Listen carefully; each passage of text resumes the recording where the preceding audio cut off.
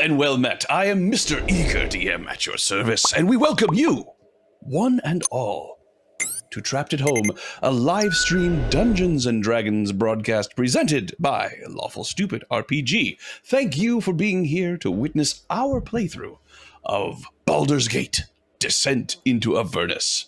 Joining us, as always, we have Typhon the Wizard, Islin the Rogue Warlock, Persephone the Bard, Falkrunn the Cleric, Jax the Rogue, Silas the Paladin Fighter, and Zelmira the Monk, who will join us when her players real-world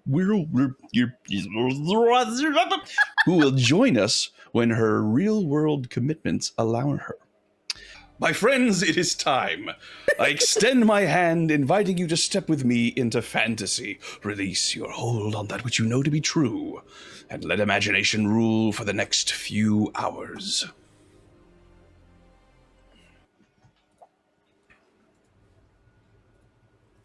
The past month has been quite harrowing for Conscript Group 14. Pressed into working for the Flaming Fist in Baldur's Gate, they battled undead, loathsome beasts, and cultists of every stripe, before learning that the entire holy city of Elturel had been sold by its foolish leader, and it, along with all the souls within it, were claimed by the Archdevil Zariel, the Fallen. The adventurers bravely agreed to follow it to hell, and were transported to Elturel, high above the plains of Avernus, the first layer of the Nine Helms. As they battled against the devils and demons that prowled its battle-torn streets, they discovered that the city was slowly being pulled down towards the river Styx far below by gigantic chains of infernal iron. The only hope for the city, they learned, was to recover a powerful holy relic, a celestial sword, hidden somewhere in the desolate wasteland of Avernus below the city. They learned this through holy vision granted to Grand Duke Uldar Ravengard of Baldur's Gate by the god Torm. As the people of Elturel rallied together to defend themselves as their city was pulled closer and closer to its ultimate fate, Conscript Group 14 descended to Avernus to begin their search, but not before one of them was seemingly lost. While investigating a teleportation circle, the soul of Rhimb the Dragonborn Ranger became trapped in an infernal coin, and his body inadvertently possessed by Islin Mazonre, a friend of Typhon's. But, while distressing, it was the least of their problems. Since leaving Elturel, the days have not been kind to the adventurers. Avernus steadily grinds them down, the heat and overbearing pressure of evil slowly sapping away their will. They have been charged with the salvation of Elturel, but with each passing day, that task seems more and more hopeless. Each leg of their quest to find the sword is beset by setbacks and scheming creatures that seek to use Conscript Group 14 as a means to gain what they desire, moving them around the hellish wastes like pieces on a game board.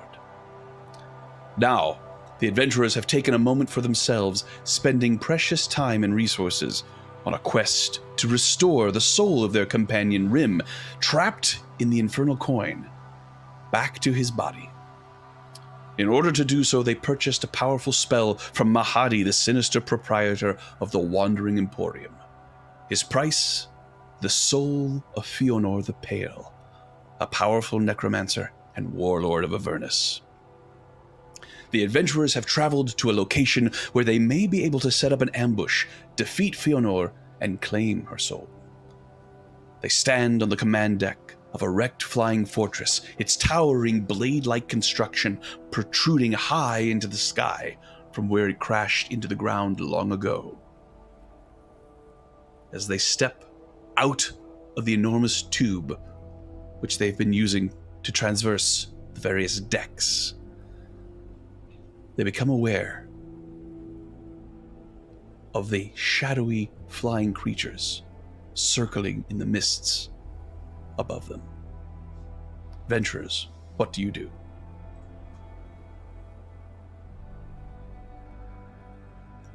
I forgot about those. Yeah, these are the ones that Lulu saw, right? Mm-hmm. So you step out into this area. You are fairly close to the top of this construction, and the large portion of it is open to the air, but mist and steam from lower levels are billowing out and up and sort of rolling over the top of the fortress. So you are hidden from view for the most part. You can see sparking lights coming from around you, some near, some far, just sort of which lights up the mist from where you're standing. And from somewhere up here, you can hear a ka-toom, ka-toom, some sort of a rhythmic thumping. And looking up into the mist, you see shadowy forms flying around.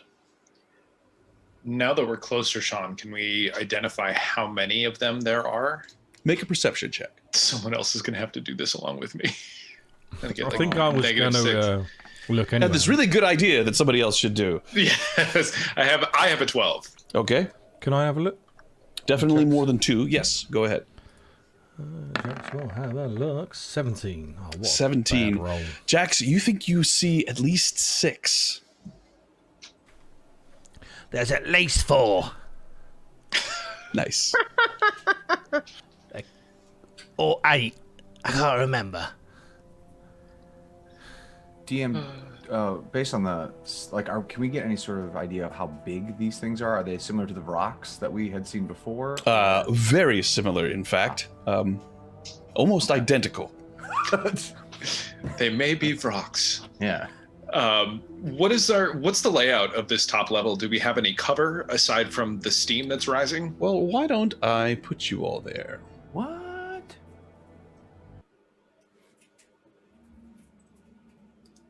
For those of you watching at home, this is another wonderful map provided by Pogs Props. So the area where you're standing, you have just emerged. Right next to Silas there is a access hatch that has allowed you to come up into this area. There is, as I said, the mist does not actually seem to be steam and such. It's not coming from this level. It's coming from levels below. And as it comes up, the wind catches it and sort of moves it over the top, sort of creating a wave effect of steam and mist cascading over you.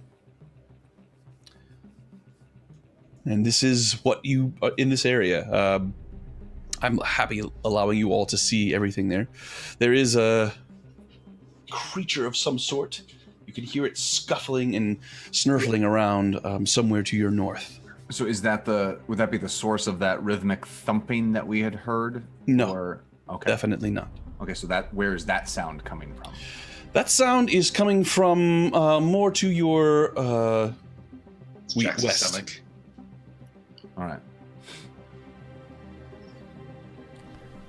Does it sound like it's coming from the top level, or is it coming from within? There's no further way to... you can't go up any further. So it's either coming from this level or somewhere nearby. Below. Okay, gotcha. At the very least, we should try to get out of this open area. I don't think the fog will provide us much cover. Is there anything that looks like it has a cover to it, or is this all open air? Well, there seem to be various rooms and doors that you could go into. Very similar to lower levels, just sort of sections and spots that you can step into and potentially get cover from. The area where you are standing here, I will go ahead and quickly draw it here. This area is completely open to the sky. Yeesh. Silas, how are you feeling?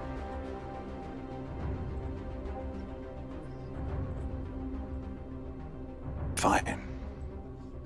Let's go. So terrible, but okay, we'll keep moving.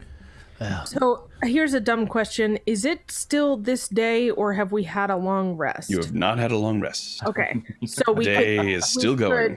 We could potentially fight these things and then get a long rest, potentially, before this battle ensues. Sure. Potentially. Is it possible to get a short rest before we get a Many long things rest? are possible. Yeah, and so I believe in DM that comes down to a you can certainly try. Right? Indeed. Is that, yeah. Okay. All right. Did we ever figure As out you are what the- as you are continuing on, you hear again.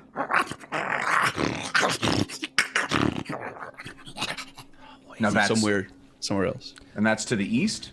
That is to the east. All right. All right. So I sneak off and so look for the it. west or east, which All right, sounds make a stealth check there, Jax. wait. 27. 27. All Has right. anyone seen Jax? Yeah, no one has. Jax sort of just disappears. It becomes one with the mist. Shadows and dust. Anybody else wanting to move anywhere? Did we identify our poop beads yet? The beads that we found in the poop. What? That's what they were. That's where they were. They were in the poop. Sure. Yeah. No one has identified them. No. I love how it was like covered in like the ichor and waste of that creature, but you're just like poop beads. Poop Yeah. beads. All of my carefully You planned all out knew what I meant. explanations and adjectives reduced to poop beads. Thank you. So where is it that Jax was going? I don't know. You said he was going to go somewhere. Oh, he's going to look for that noise. Which noise? The ka-chunk or the growling noise? The growling noise. All right. So that's going to obviously be over here. You creep through the mist and you come over there. You are moving quite quietly and you don't seem to have disturbed anything. And you come to an iron door. Goes up to it. See, is there a keyhole? No, actually, it's just looks like a door that sort of opens, slides open. There's a little handle there where you can sort of open it. Oh, I'll have a listen in there. All right. Very obvious, even from right here. You hear the cracking of bones. Some sort of snarling and growling. How quietly can I open this door? With a 27, quite quietly. I just want to open it to have a little peek inside. Sure. You opens, takes a little bit of effort, but not too much. And it does make a sort of a scrape. But with 27, you are able to open it just wide enough. You look in, not quite as steamy and misty in here, so you get a pretty good look. There is it looks like just some sort of utility room. There are a few pieces of machinery that are obviously not working. And you can see in one corner there's a pile of bones. And sitting on top of the pile of bones is a large bipedal hyena-like creature. Furry, a long elongated snout with sort of yellow sharp teeth cracking on a bone, and the tongue is sort of hanging out to the side. Just does not seem to have noticed that the door opened. Also, there's a pair of glass bell-shaped horns attached to some loose wires. They're just lying on the ground. They look like they were removed from the two pieces of machinery that are to the north. They're just lying there. I telepathically, he's... Oh, Falkrunn, you should come and see this big doggy with a big tongue. Okay, so you went towards the growlings. I'm talking out loud to myself again, aren't I? Wait, can you hear me when I do this? If you're replying to him, then yes. Yes. Okay, so you went towards the growling sound? Yes. Okay. Do I need to be quiet? Shut the door. As soon as he says that, I shut the door quietly. Preferably, yes. As soon as... Okay. At disadvantage, then.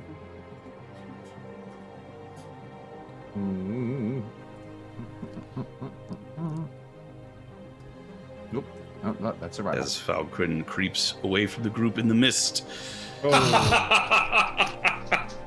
What is that roll there, Falkrunn? Sure. Oh yeah. Well, don't you worry because I rolled a nat 1 for my stealth check. So What was the other roll? And it was because I know it was disadvantage. and then I just to make sure that the other roll was actually me. Little D4 was me trying to figure out which way you went. You rolled disadvantage. You rolled a 1 and a what? Oh, and then I rolled a 6. No, Two. you rolled a 2. You rolled a two. My disadvantage roll was a 1 and a 2. So So you saw Jax fade into the mist. You're like, I can do that. And you sort of fade into the mist as well. And you're moving along quieter than you've ever moved before in your life. None of you have any idea where Falkrunn is. Falkrunn, you're like, right, he's right here. And you turn and run right into a wall. And a piece of metal falls, making a huge crashing noise right at your feet. And you hear from the mist above you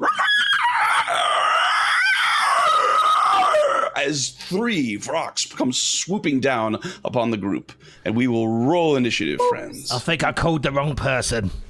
It's okay. We needed to kill them anyway. This is like a Steve Urkel moment. Did I do that? That's okay. It's time to rock and roll. That's right. For those about to Vrok. Guys, I'm so proud. This is a pun I can do. Vrok is easy to pun. Let's get some combat music going here. You merely adopted the pun. I was born in it. And in keeping with my stellar rolls, I rolled a 6 for initiative. So, Nice. I just like to hear that. These are the rolls that I like to hear. Ryan, turn on 3D dice if you can. Oh, yeah. Why do I not have those on? Ho ho. He's so saucy. So I see Persephone, Typhon, Jax, Eastland, Silas, and Falkrunn. I think we've got everybody.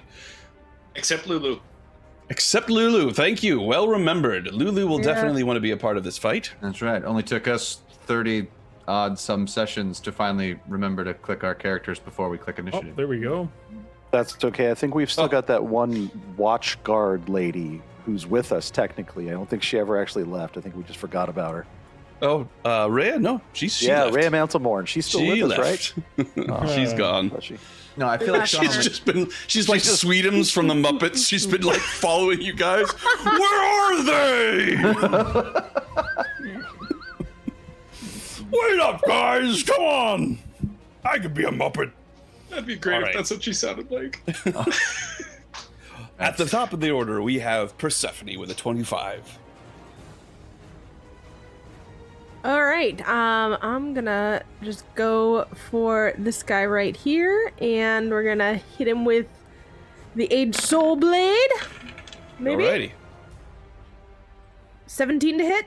17 to hit is a hit. Yes. 12 magical piercing. 12 magical piercing. We're gonna do that again. Very good.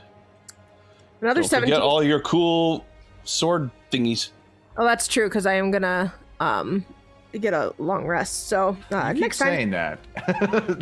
I don't think it means what you think it means. This is the meta going on right here is quite intense. And You're fighting for your life, Persephone. These things can tear piercing. you limb from limb. 8 piercing, and then here comes Needle with my bonus attack. Mm-hmm. Oh. At 11, I'm afraid does not 11. hit. You come up and this creature that sort of swoops down and talons screech across the metal and opens up a large beak and comes at you. And you just very quickly with your rapier, and then it ducks out of the way as you swing your dagger in front of you, and you miss. It's now its turn, and it emits a horrific screech. Everyone within 20 feet of this creature, which I believe is just going to be Persephone, correct? Persephone, yeah, Persephone and Typhon, I think. Is Typhon in there? I'm at 25 feet. 25. Everybody else is at 20. All right, great. He admits a screech. I'm going to need a Constitution saving throw from you, Persephone. All right. Ooh, with a 15, you have succeeded. And this screech sort of vibrates throughout your body, and you feel your teeth rattling, but then you shake your head, and you are fine. And then its buddies come forward. One jumps and flaps in the air and lands in front of the rest of the group here, just... and the other one flies over to here. And both of them also emit screeches. Yeah. So I'm going to need 2 saving throws. 2 From everyone. From everyone He except did say at the top of this show that we were all going to die today, so here we go. That's true. Yes, That's true. Persephone, I'm going to need another 1 from you, and then 2 from everybody else. Ugh. I don't like that. And Ooh. just for ease, that is there a including me? DC that we can know that we Oh. failed? Not you, yes. Wait, let me double check here. Is it? A Oh, cone? look at that. Double 16 on my Constitution saves. Is it a cone? It is within a radius. And I'm sorry, Silas, you were saying something? Was there a DC that we should know that we're targeting for? So Yes, anyone anything that above fails a it 14 saves. I super failed. So what happens? You are stunned. Arcane deflection. What There's exactly? something. Don't I have some type of aura thing going on finally? I do should, believe you do. Paladin. You should. Yes, I can see it on my map. Maybe you can't on yours. Let me make sure that is Oh, activated. I can see it. I'm trying to remember what it is. It everybody around you can add your charisma modifier to any saving throw they roll. Is this a saving throw? It is. Jax, you are within range of 1, so you would have had to have rolled 1 Constitution saving throw. Okay, I'm just checking something quickly. Nope. No, I failed. Oh, All right. So everyone who has rolled under a 14 has failed. Persephone, you have failed. Jax, you have failed. I'm still hidden though, right? Yes. Let's see. Lulu.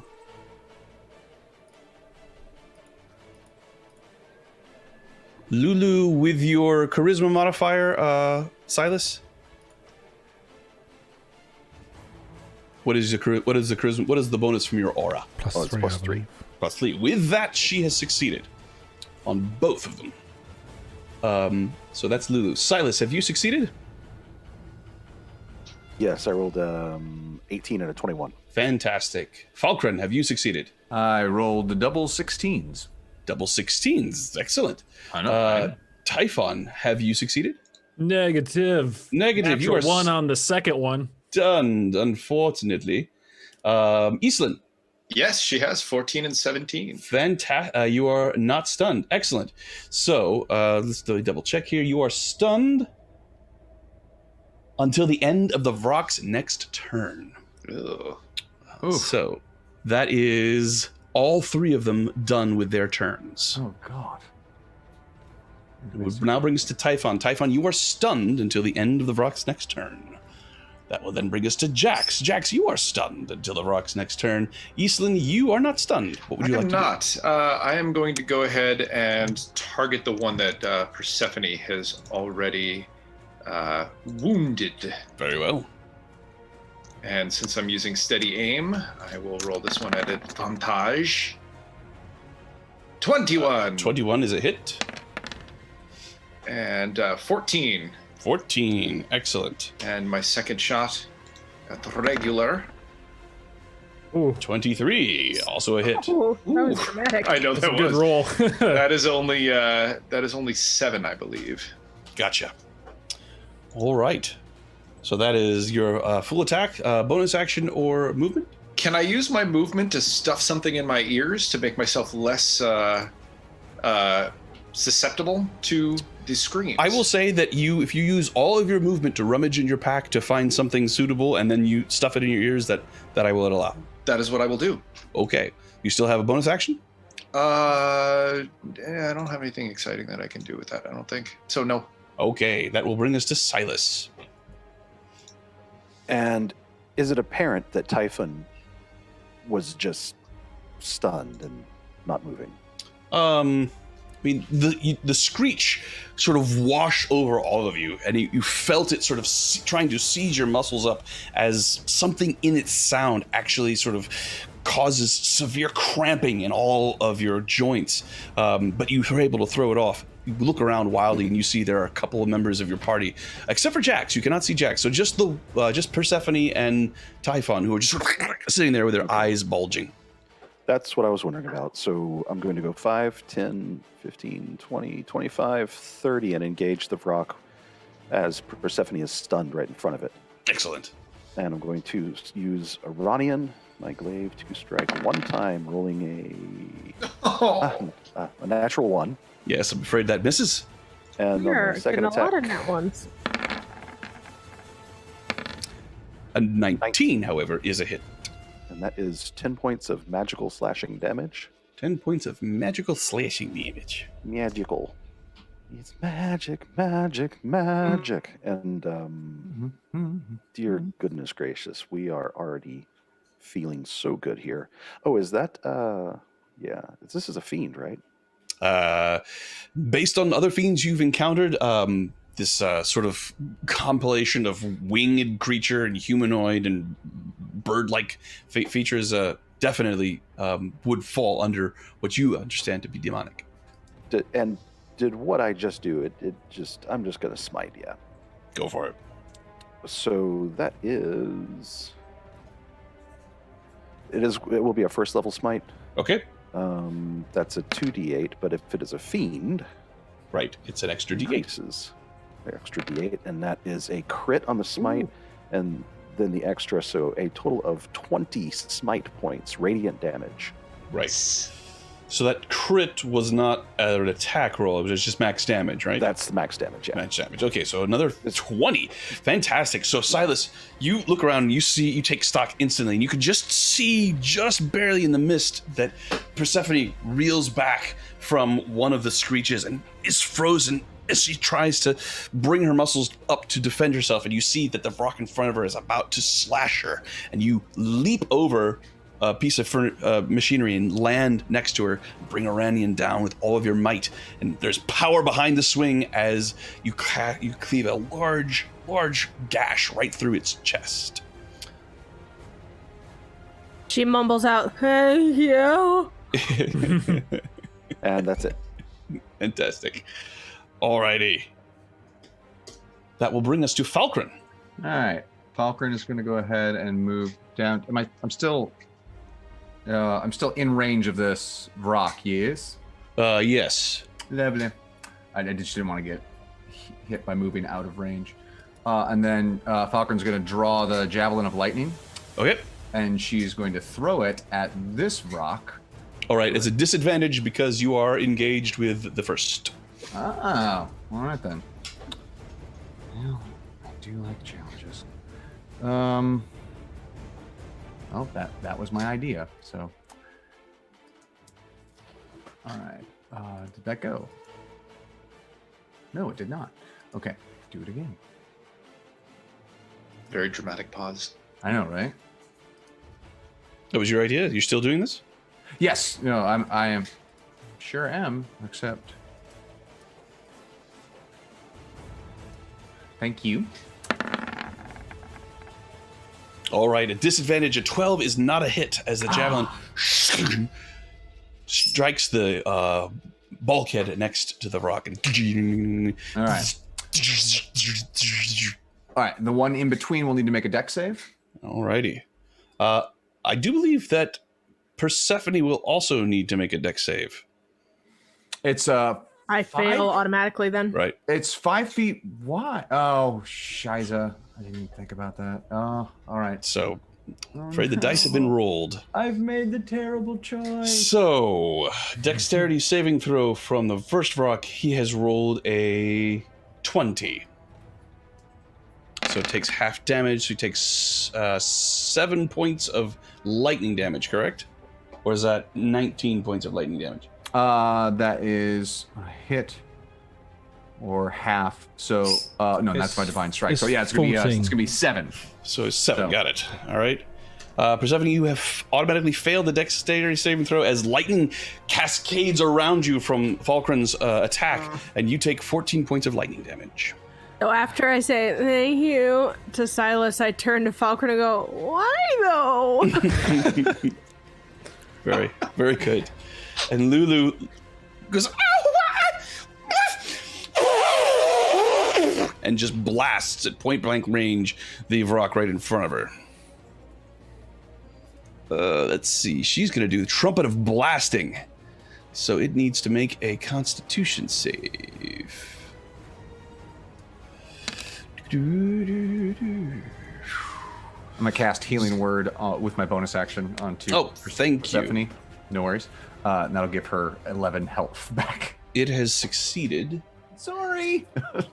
but it will still need to take half of 5d6. Sorry, fish. Sorry, fish. Sorry, fish. I'll just do this /R5d6. All right, so it takes 7 points of thunder damage. And it is not deafened, but you can see this blast of just power just emanates from Lulu's trunk, cascades over the rock, sort of falls back. You can actually see the ripples of energy in the air. It rips a few things off of the bulkhead that clatter to the ground. That is the end of round 1. Persephone, you are stunned, and you see this rock sort of standing in front of you, getting ready to attack, which it does on its next turn. So, Well, certainly I just stuck it with my glaive. I'm sure yeah. that it would move to the menacing attacker, right? we'll see. It slashes at you with its talons, rolling an advantage because you are And stunned. now I'm stunned until its next turn, right? To the end of its next turn. Okay. So that would be the end of this turn. Got so it. it hits AC 22. And I imagine I can't. You're stunned. You can't use any of your reactions or bonus actions. Yeah. And the sword can't act for me. Like Unfortunately I would know not. it. No. Okay. So bad that's 17 points of slashing damage, and then it turns to attack you, Silas, with its beak, hitting AC 19. It's going to be 11 points of piercing as its beak just finds an opening in your armor and just sort of gouges into your flesh before ripping out a large chunk of it. That is the end of its turn. The one standing right in front of you, Falkrunn, attacks you. Let's see. It sort of brings its wings in really close and then sort of raises them up, shaking. And as it does, you can see a cloud of some sort of vapor or maybe spores that begin to float out into the air around it. I'm going to need everyone within a 15-foot radius of this one, which I believe is only going to be... Well, yeah, it's going to get Iselin, but not Typhon. It's also going to get Persephone. And Falkrunn. I'll need you all to make Constitution saving throws. Falkrunn, yours is an advantage because this is poison. I was going to say, it's like that looks like poison. Oh my god. That girl is poison. Got a 4. I am not in the aura anymore. I only have a 9. Oh, I'm God! We are gonna my die. goodness. This is bad. Okay. I would like Advantage, Falkrunn. I ladies would like and gentlemen. Falkrunn to announce At the- advantage, I crit failed twice. What's happening to you? I think Sean messed with our dice settings. I don't while- remember who I am anymore. Reboot the so- computer. So, That's what happens when you drink from the those river. of you who Is it possible failed. that these rocks are made of stone? Those of you who are failed are Took my rolls for poisoned. granted. You may give yourself the poisoned condition, and at the start of each of your turns, you will take 5 points of poison damage. At the end of each of your turns, you can make another Constitution saving throw to see if you can throw off the effects. That is its turn, and the last one attacks Lulu. That's a hit, and hits with its beak, and then it rolls a natural 1 with its talons. So that is that. Disadvantage. That is their turn. Done. Those of you who are stunned are no longer stunned. And that will bring us to Typhon, as the effects begin to Okay. wane. Do something. No. I shake off and look and see what is going on. Looks like this one's been damaged to my right. Indeed, So it I has will- been heavily damaged. Both by Persephone's attack and then Silas's heroic strike with his glaive. You should left I will definitely be lightning bolt that one. Staff sword. Begin tracing shapes with green light in the air. One chaotic and scribbling, one of extreme geometry, and then again clap my hands between them to cast banishment upon both blue and green. Both blue and green. So I believe those are charisma saving throws? That's correct. Oh, God. At advantage because reasons, but this is not going to go well. I have a 19 on the first one. Okay. However, the second one is a 14. It So is we'll say that's green that is then banished. yes. All right, so we're going to put that there. So you watch Typhon cast the spell. What is the object that you hold out that is offensive? I'm using the staff. The staff. Okay, got it. So you Staff of defense. hold aloft the staff, using it as your focus, and a wave of energy emanates from Typhon, sort of in a cone, passes over and through Lulu, and strikes the two Vroks. One of them sort of beats its wings and gets out of the way of it before flying back and resuming its position in front of Falkrunn. The other one just disappears with a movement and all that good stuff. Typhon, obviously, and Jax, you are no longer stunned. Okay. Can I see this one well? Are From these- where you are, you cannot actually. You can see a shape moving. You have a target, but it does have cover. Okay.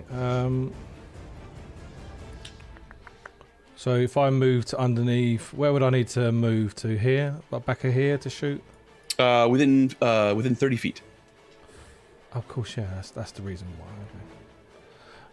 Okay. So 5, 10, 15, 20. You're good there.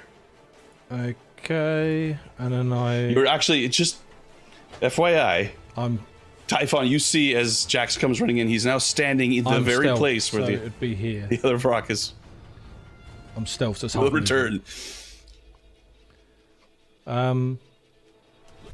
I will attack.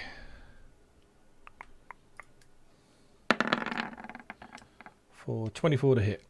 24 is a hit. This is on blue. Yep, for 24 damage. 24 damage. Have I got? Have I got power of the small? I believe you may have used that I've used against it. the Yeah, I've other used it, creature. The spider. So that's that. I am now. I will bonus action. Oh, bonus action disengage back to here. All right. Very good. That will bring us to Islan. Now, ZC reminded me very generously that steady aim is my bonus action, which I knew that. No, Thank you, CZ. Still not really familiar with that rule, but me I either. can't wait to use it against you all. Start of your turn. Don't forget to take 5 points of poison damage. Oh, I did already. It's not Good, looking good. good.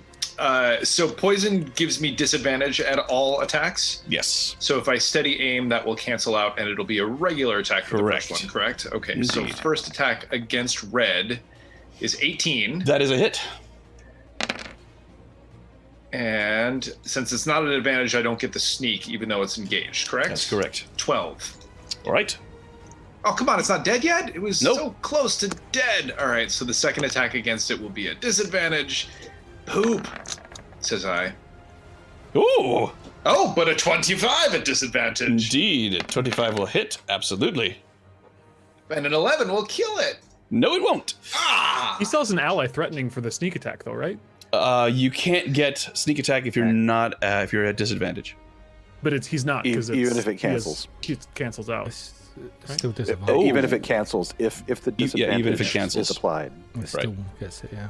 Pretty sure. Oh, okay. And Can I you will get do sneak my. attack more than once per turn? No. Yes, Yeah, I didn't I think did. so. I did not get Yes. it once. you can. How do you sneak attack more than once per turn?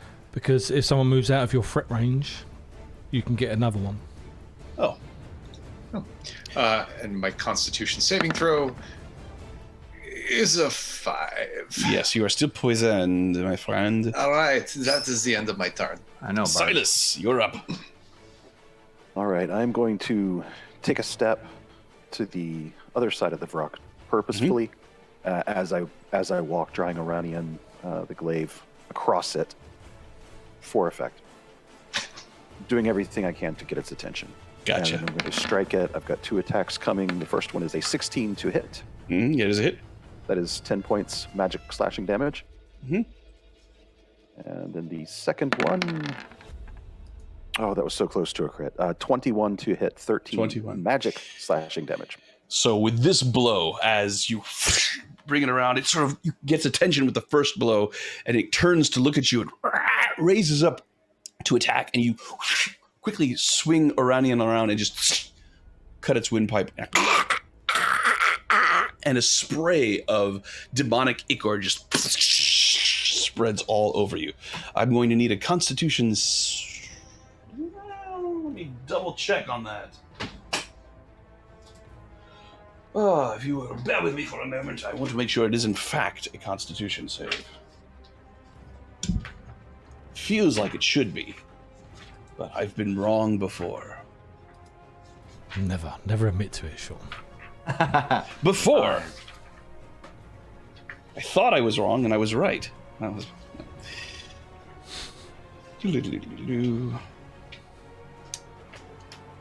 Berg. Don't suppose anybody remembers what it was before. I can't remember. But welcome to all the new followers, by the way. Yay! Welcome. I thought it was dexterity to get out of the way, but I could be wrong. Woo-hoo. Well, that could also work. I could certainly see that being implemented in this circumstance.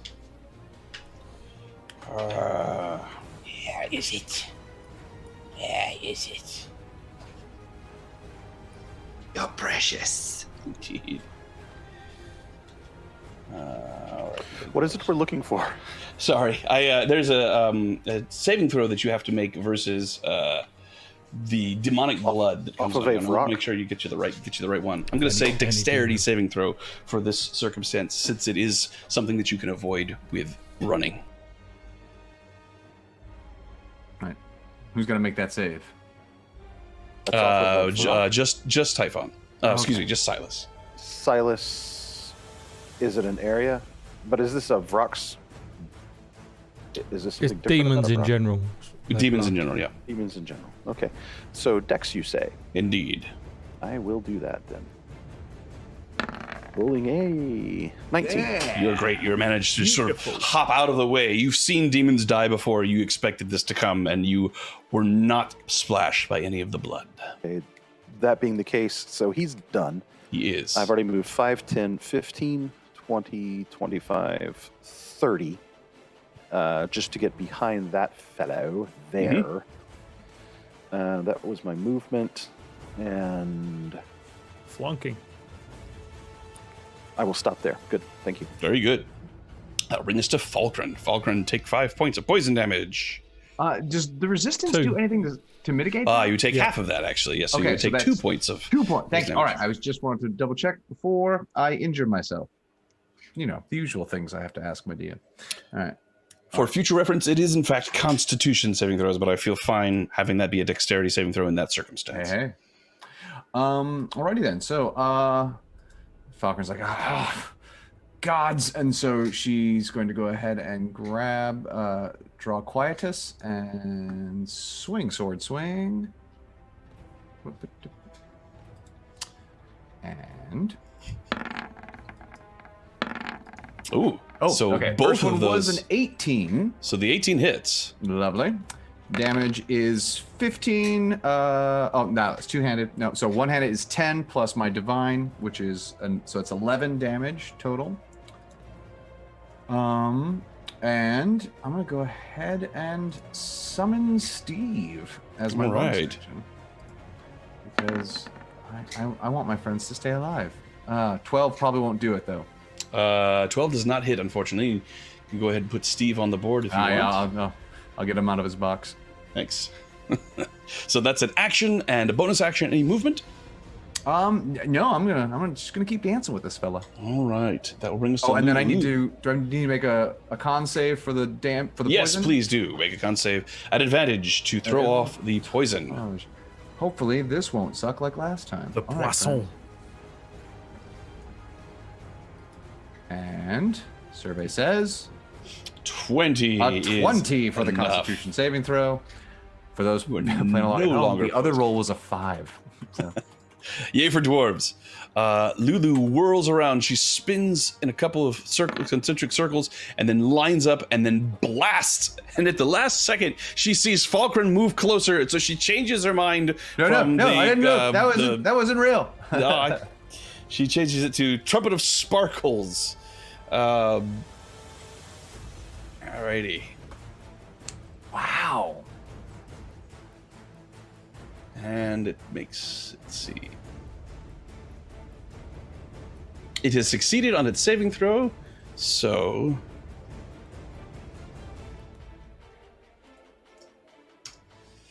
Ooh, good roll from Lulu as a blast of iridescent sparkles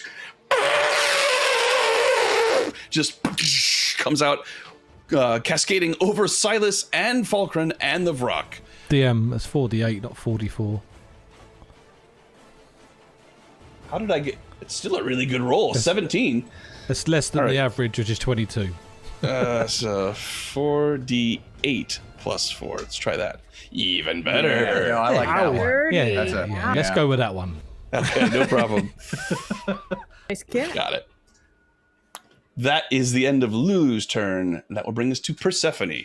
Persephone, please take 5 points of poison damage. Okay. Why? Hey, let me take the damage. Okay, I'm gonna do that at the end. Alright, so I'm gonna use my defensive flourish. So here's my added ouchies and armor class. And I'm gonna go up to the remaining Vrock, and I'm going to hit him. Hopefully. 19's a hit. 8 magical piercing, and again. 8 plus 5, so 8, 9, 10, 11, 12, 13.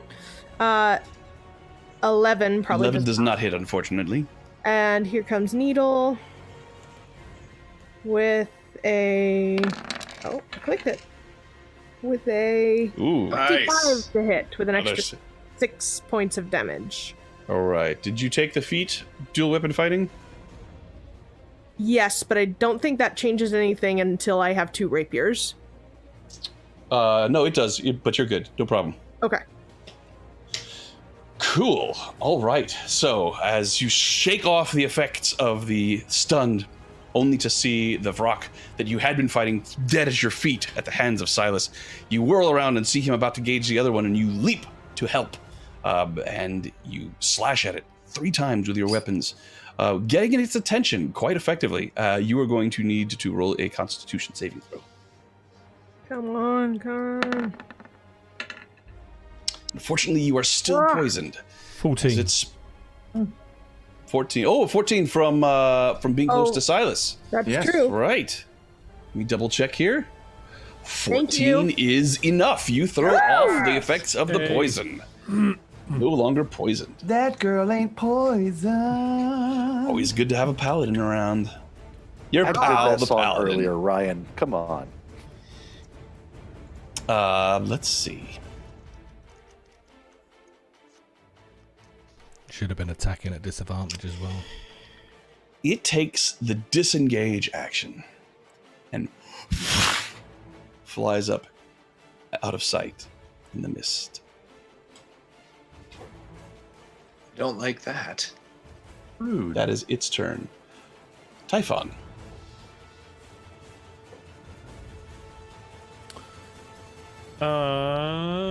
We saw like 6 of them, right? Mm-hmm. I will say then, No. I said ready 4 to 8. yourselves. They may be. You may be going to grab the others. Take cover and stay vigilant. And I will move into here. All right, do you wish to hold any kind of an action, Typhon? Don't trick me into trying to drop my banner.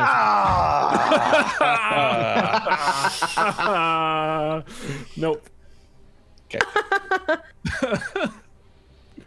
We'll use the That's dodge. Typhon not done. Jax, you're up. I will bonus. So he's gone out of sight. Mm-hmm.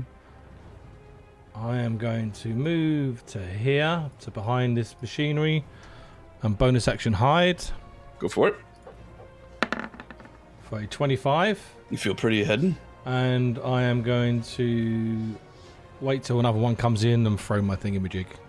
All right, so you're holding an action to attack when you see a rock Within range, yeah. within range. Got it. Eastlyn, I've got range of 60 feet, by the way. thank you. Take 5 points of poison damage. Done. It's not looking good. So it's when it disengaged, it disappeared into the mist. I can't see It it disengage anymore. and used its entire speed to fly up into the mist, and you cannot see past the mist, unfortunately. Balls. All right. Well, then I will do the same thing. I will scoot over here and hide behind that little piece of machinery. Mm-hmm. And then I will hopefully try to 28 for stealth. 28 feels pretty damn stealthy. And I will try to throw this poison one more time. Yeah. 14 plus 14 3. plus your bonus from being close to Silas. You have no longer poisoned. Thank you, Silas.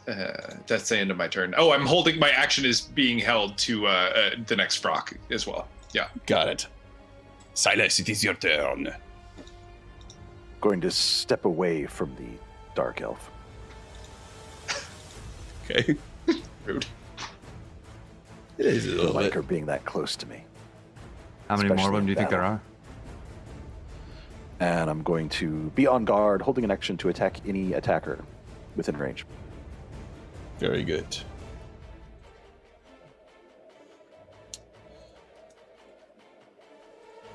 Falkrunn?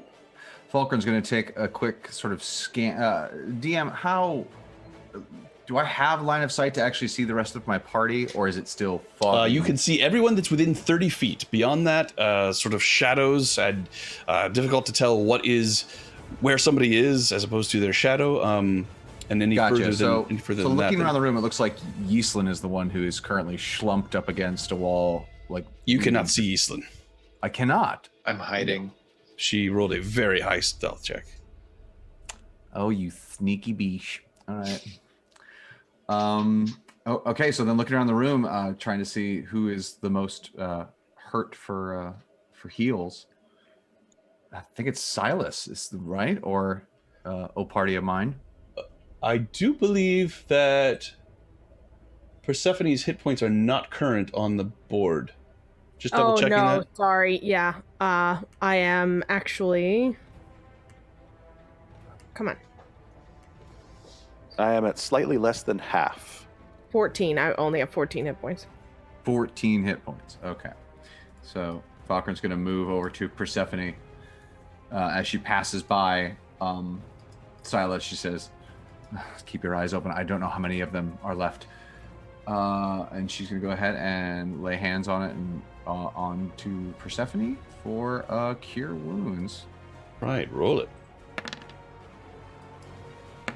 Putting, all right, that's 10. Back to you, Hey. Persephone. I'll 15. take it. 15. You rolled twice. 15. Oh, I'm so sorry. Thank you. Man, my dice are slow rolling tonight. 15 to you, Persephone. Ilmater blesses you. And then I'm just going to try After to he back up strikes Silas you as down best with I can. lightning. Very cool. That will bring us to Lulu. who flies around in a circle. It's like, they're coming. I think I see him. And that will bring us to Persephone. And I still don't see them, right? You still don't. And I'm going to ready an action. Before I do this, the Wand of Magic Missile recharges after every long rest. Yes. Okay. Then I'm going to get ready the Wand of Magic Missile to use as soon as I can see one. Very cool. It is now their turn. Let me think here. They all fly away scared. Yeah, you mean Jax's Wonder Wisp like magic that. missiles. All right, flying down from the Borrowing sky, it. you see the same one that you had seen before. It is coming in a slightly different position, coming in up here this time, but it bursts out of the mist, and you are able to see it. Following close behind it is another that lands right here next to you, Silas. So those of you who have held actions, which is just about all of you, go ahead and take them. Should we go down from initiative to just That's a check good held idea. actions? Yeah, thank you. So we'll start at the top with Persephone. Okay. 5? Is that right? 5? No, points? magic missile always hits. So- Always, yeah. Magic missile always hits. So you just have to determine how many missiles you're using. So second level, so that means I get 2, right? No, it's No, it's- another 5 on that, isn't it? Yeah. Is it 5 Oh, 5. altogether? So I roll. I'm sorry. I guess I thought I knew how to use this. It's 1d4 magic plus missile 1. spell is the only one that's messed up on Roll20 and D&D Beyond that I found. Got it. So how many more d4s do I need to roll? Another 4d4 plus 4. Okay. That's more like it. All right, so 15. 15 points on blue or on... No, 19, right? Because Yes, then I plus 4. Yes. Right, exactly. Plus 4. On blue or orange? Blue. Blue or orange, Persephone? Sorry, which one did I see first? You saw blue first. Then that one. All right. Persephone blasts it with bolts of energy that emit from her wand. Yeah. Did you not use the wand against Thekulus? I did once, but that was my last 2 charges That was your last 2 charges. that I just used.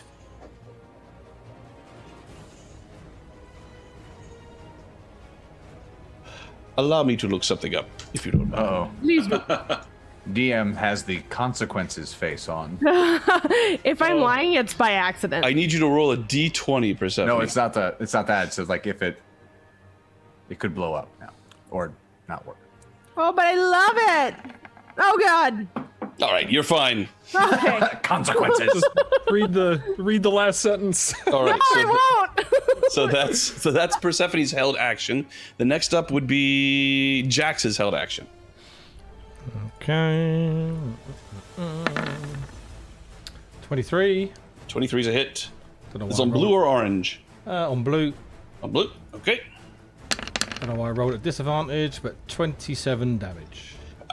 So it lands, but even as it's settling down, the blasts from these missiles hit it from one side, and your arrow streaks it, and it just crumples to the ground dead before it even has a chance to squawk. Right. Let's see. The next held action, I believe, will be Eastlin. Yes. Yes. All right. So with orange left, I will pop out of my hiding spot. And Just able to see it. oh, but a crit! Oh my goodness. Oh, you could bring your version of paladin on this thing. You can see. No, I can't. I'm out of spell slots. Oh, You can I know, all isn't that see a that she shame? just tried to shoot me. It went I right by me. This is It- lies. right With a by me. 30, You there saw is that, no all of you. possible way for anyone to misinterpret the fact that she aimed squarely, perfectly, hitting the Varrock right in the face. It was on Thank fire. you, It Sean. trailed by me, singeing my hair. The drama. That's a 34 damage. Wow. with that crit. And so here's a question: if I have a held action as an attack, I can use both of my attacks. As Unfortunately, my held action. no. No. No, you cannot. Held action is always just one attack. Well, poop. Then just 34. All right. And let's see. I believe then the last held action will be Silas. Yes, I'm sure that I will critically fail just to make her look better. But yes, Probably I have you're a so held rattled by strike that from arrow going running over your head. Yeah. a 14 to hit. 14, I'm afraid, does not hit. Oh. See, all these flaming arrows from people trying to murder me behind my back. Well, not people, just one. Threw off your rhythm. Dark elf. All right, so it is its turn. It emits a screech, and that's going to hit everyone except for Typhon. And I'm going to need. Let me just double check. Actually, don't think it hits Eastland. Yeah, everyone except for Typhon and Eastland. I'm going to How need convenient. Constitution saving throws. Aren't you sad? And- You put stuff in your ears. But we get plus And Persephone 3 and for those of Falkrunn us- both get a +3. Yeah. Oh my god, I got a crit fail. So even with the +3, I'm nowhere near him. Well, I rolled a 21 with my +3 is 24. Yes, anyone who rolls lower than a 14 is stunned. That is Lulu also stunned. Oh no. We're going to say that is stunned. Persephone, that is stunned. So Jax rolled. Wow, Jax rolled really well. Silas, no problem. Falkrunn, looking good. Persephone failed, and Lulu failed. So that is that. Bring us to Typhon. Okay, so is the Oh, okay. even if she wasn't, does Lulu being stunned mean she has her? She block has to be Typhon spell unconscious. Hmm. But it's not a. She doesn't have to suppress it. Wait, what? She has to concentrate to suppress it. She has Right. not been concentrating it. So she's Um, got the bubble up, and I can't got the cast a bubble up. spell at it from where I am Correct. right now. Right. Well, I mean, you Love it. move around it. I mean, Yeah, I know, but I can complain about it too. Making me Feel move free. and make magic at the same time. No, it's fine. It's fine. I'm joking. All right, and I Yo will, ho, yo ho, a DM's life cast for me. Yeah, right. chill touch in its direction. I have a 16 to hit. that is a hit.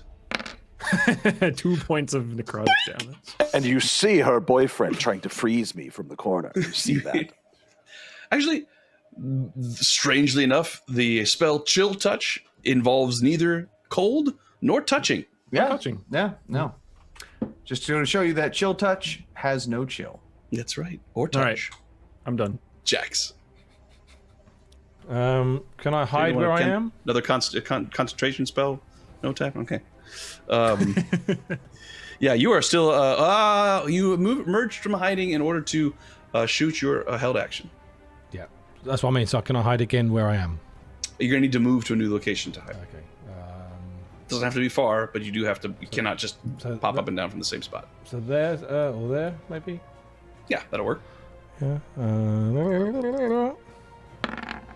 24 to hide. You're pretty well hidden. And get off of that. Come on, give me a crit. 23 to hit 23 is a hit. for 30 damage. 30 damage. Wow. All right, Eastland. Okay, I will re-hide behind this pillar here. I need you to move a little bit. You can't just hide and then you have to move to a new location. Well, once it you've may hidden. not actually work. All right, I can step forward to the pillar in front of me, and it's not letting me move. You can actually just sort of move into the mist behind, if you want to just sort of... That works. Yeah. All right, but my stealth was Or like hide behind the body of this rock. That'll work too. my stealth was an 11, so that may not have. Not nearly as stealthy as you have been in the past. Correct. So I will take my first attack, Oof. which is a critical fail. Very There's so apt. many ones on the board right now. My second. Wow. Oh my god! Wow, guys! So I rolled a. you see that she's deliberately trying to target me. background. You are out of control. Now this. I've rolled a 2, a 1, and a 1 in succession. Yeah. First. So with my movement, Sean, I'm actually going to step here and step in front of the stunned Lulu to protect her from the Brock. It's also a perfect opportunity. Silas. Oh no. I turn to face my true attacker. No. Okay. I'm going to go 5, 10, 15, right around there. Then take my first shot with Iranian. Rolling. A 24 is a 24 hit. to hit. That's 12 points. Then I'm going to take my second shot. Rolling. She Wow. rubbed off on me. She got too close to me with all those critical fails. I got one. I'm afraid that a number 1 does not hit. However, the other one did. Anything else from you, Silas? I'm going to yell at the rock, deliberately getting its attention. Bonus action. It looks back at you. Chewie! Falkrunn. Falkrunn is going to move up to the rock and swing Quietus for an 18. 18's a hit. Lovely. And that'll be another 11 points of magic Very slash good. damage. What does Steve have to say? Well, actually, I'm going to go ahead and use one of my bonus features of my Shield Master feat to try to shove the Vrock Okay. to try to knock it prone. So What am I rolling versus? that is an excellent, damnable question. All right. When you take the attack action on your turn, you can use a bonus action to try to shove the creature within 5 feet of you with your shield. That is what it tells All right, us. so it's the same as a grapple then. So roll Right. an athletics check. All right then. I rolled a critical 24. That beats it, and you are able to Nice. push it 5 feet away from you. And it lands. Let's see, it was there. It goes to here. Lands sort of against some of this machinery here. Yeah. You just got rocked. Lulu is stunned. Now- Persephone. If I Stunned. since Sorry, I shoved it, is it prone DM or no? You would have to have pushed it down. If you could, shoving is pushing it back. Pushing down is something else. Well, it is part of the feature. It says and is knocked prone. Oh, and is knocked prone. If Yeah. that is part of the feature, Yeah. then yes, it is definitely prone. We're very French tonight. Yeah. Which means avantage. Well, Oui, oui, you're in melee. mademoiselle. Yes, yes. Persephone, you have advantage against the rock. Well, boy. not when I'm stunned. Oh, When you're stunned, no, you are Balls. quite stunned. And now it is the rock's turn. Let's see. wait. So this is a different rock. It The French rock. takes the disengage That action. make it a frock? His name is Pierre. Has a fly speed of 60. It uses half of its movement to stand. It takes the disengage action and flies 30 feet up into the air and is out of sight in the Oh, mist. man. Will bring us to Typhon. Ah, I love this image of Typhon being like, should definitely stay hidden. Ryan, just you out have no there. idea what that looked like with the That worked really, really well. It did, didn't it? I guess I'll take the dodge action. Okay. Jax. Oh, by the way, those of you who were stunned before are no longer stunned. I will hide with an 18, Very good. and again hold my action Holding an action. Got it. for when it comes down. Eastland. So Lulu's okay, right? She's not stunned anymore, you said. She's not stunned anymore. All right, then I'm going to move here, and I'm going to hide, and I'm going to hold an attack for the next frock. I moved out of the way of the one that was banished, right?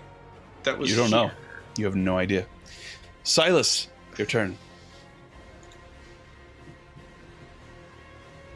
I am going to move forward 5, 10, 15, 20 to here.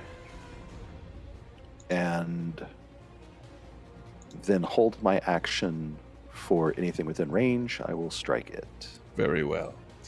Is it safe to assume that that is a similar action for you, Falkrunn?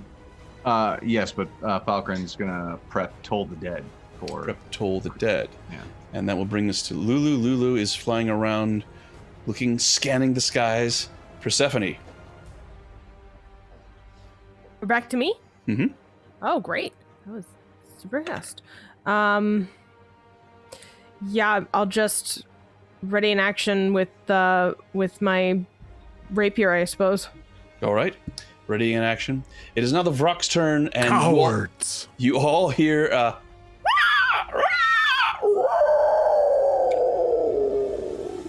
no! I don't sounds like it is getting distant.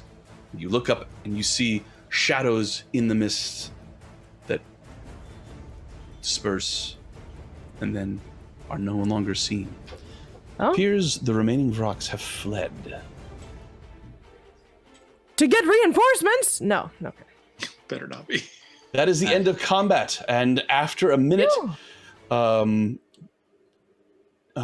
Typhon comes out, his eyes, his brow still furrowed in concentration, and you hear a push as the banishment spell concludes, and that demonic creature is no longer upon this plane.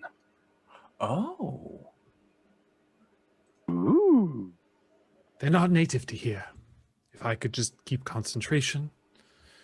I've sent it back to the abyss. Huh. It's funny to think that there are worse places than Avernus. More fiendish knowledge. Unfortunately, that is true. But there's also better places. So much better. You're not wrong about that, Lulu. Now, I was very stealthily moving towards the door.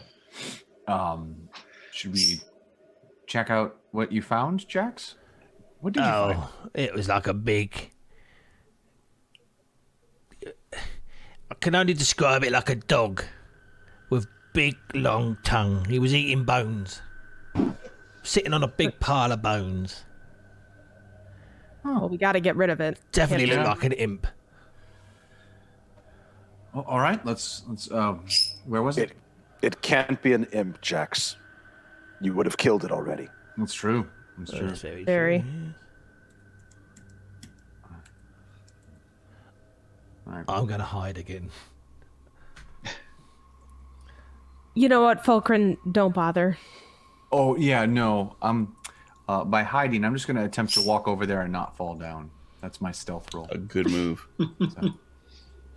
So you were able to walk over to it, and you see the door as I described it to Jax earlier. There is a handle, and you kind of move it to the side and then use it as leverage to slide open the door. Yeah. It is rusty, and it goes as it opens, and you look in and you see this machinery with these tubes and glass jar-like appendages on the end of them lying there on the floor in front of you, and you see this pile of bones and this gnoll over there. Begins to gather up the bones as if he's trying to cover himself up with them. Just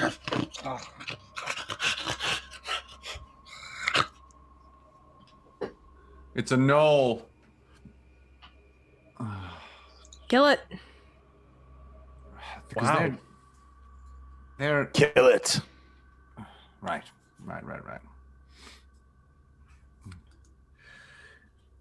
If you have any sentient goodness to you, now would be the time to speak up.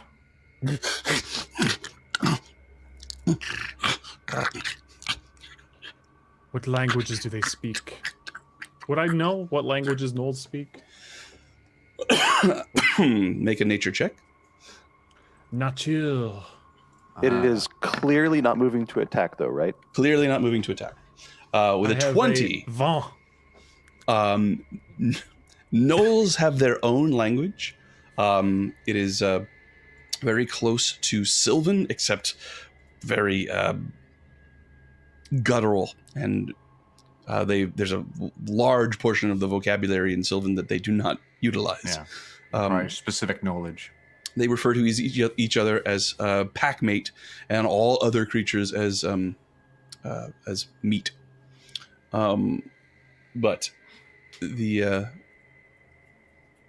you're aware that most of them also speak Orc or Goblin, and even some of them speak Common. I just cast comprehend languages. Very good. Which doesn't help. I can't Us- talk to it, but I can yeah. at least, if it is responding to you, I'll be able to tell. I am guarding Persephone very closely. All right. Short meat.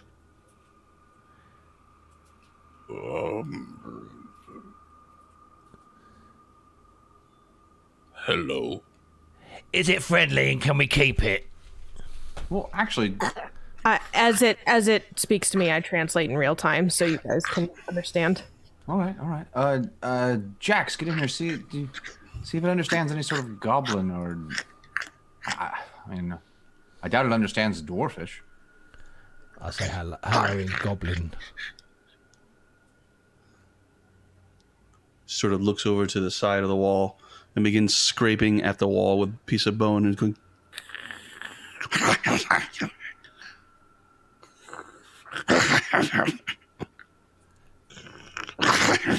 I think it's crazy.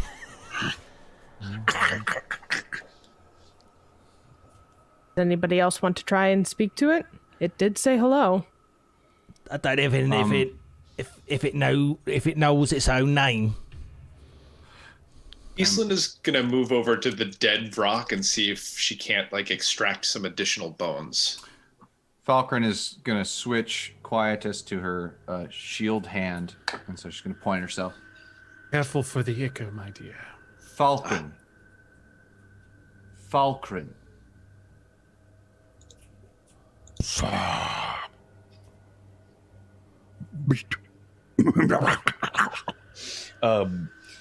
Yeah, I'm going to need a sleight of hand check from you, Eastland. Should not Can be do a problem. that one. 29. With an extremely deft touch, you take Rhimb's enormous claw and just pull out a shattered piece of rib. Comes cleanly away, and you sort of shake it off as the ichor just splatters on the bulkhead. It's very. Before they all dissolve, could you fill one or two of these flasks? You're very deft. Give this thing a bone. I'll be right back. And I will go ahead and fill some flasks. Do you have alchemy equipment? I can pass it to her. It's going to require somebody who is skilled in alchemy equipment in order to harvest it in such a way that it will be useful. That I am not. Okay. Never mind. And as you are standing there, obviously, within moments after removing this bone, the thing just sort of bubbles and burbles into a puddle. Well, before they go away, can I try to get at least one? Yes, go very quickly. Okay, I'll go quickly. Only one body is there. Yeah. Oh wait, no, there are two actually. So the one that you can actually get from is the one that was killed second as you all held your actions as it came back to attack. The other one has dissolved. So roll your alchemy.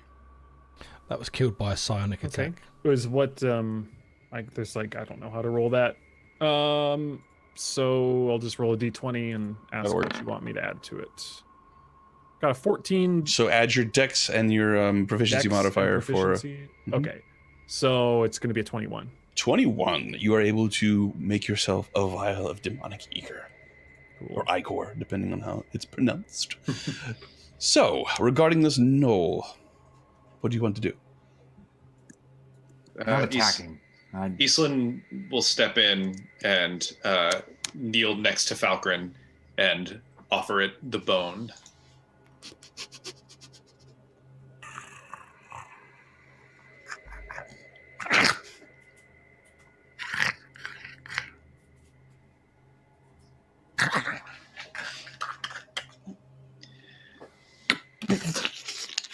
Bone just sort of dissolves in its hand.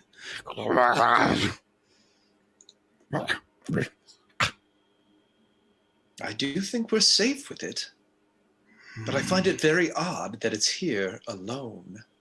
Yeah, there are plenty of wretched creatures in this world that have been abandoned, left to their own devices. It doesn't seem to be openly hostile towards us, so I'm not inclined to just cold-blooded murdering it. Shall I check the other room? Gnolls are not just creatures of nature, too, right? Don't they have... There is a demonic origins? quality to them. Yes, they serve a disgusting demonic god. I'm sorry. You may make a How do religion you pronounce change. that demonic god? How do you pronounce that? I will require a religion check to see if somebody I hate the way knows that it. thing is spelled. That's why I'm saying it. 29. 29. Gnolls follow the demonic lord Yinagu, a monstrous gnoll-like creature that resides in the abyss. There's an A in there? DM, would I know that as a cleric? And I don't think Knowles doesn't seem like something Falkrunn would have maybe come across, but I could. Well, it's a religion check. I mean, you would know of their god, right, based on their religion. Typhon, with your religion check, they are not themselves fiends, but they worship a fiendish god. This one is behaving strangely. I go to walk up to the door. Is there a way to determine? Is he under the effect of some Polymorph spell? Yeah. Arcana. Oh. Anyone else want to help me think about this? Does anyone else have Arcana? I used to be able to help you. I can't and never have been able. Seriously, no one else has Arcana? No. D2. Man. This witlessness is definitely the effect of some sort of spell. Okay. So would it need... Is this an ongoing... Would I know with that roll? It would... With things with wit, You are familiar typically with an effect that doesn't... You are familiar with a ongoing, spell right? known as Feeble Mind, which could potentially have effect on this. However, here in Avernus, there are other means by which somebody could be affected by this spell, or an effect like it. Could You've be wearing a encountered it. demonic helmet that's slowly seeping his willpower away. Oh, wait. And with that knowledge of that spell would mean then also that it's not something you can't just end it. It's a spell that happens and you're just permanently Right, reduced. it You would have to reduces your restore. intelligence, very similar to an effect that Falkrunn has been under recently. Right. So something like greater restoration would be necessary. Or more than that, even. I can't remember what it. I know it was breaking charm.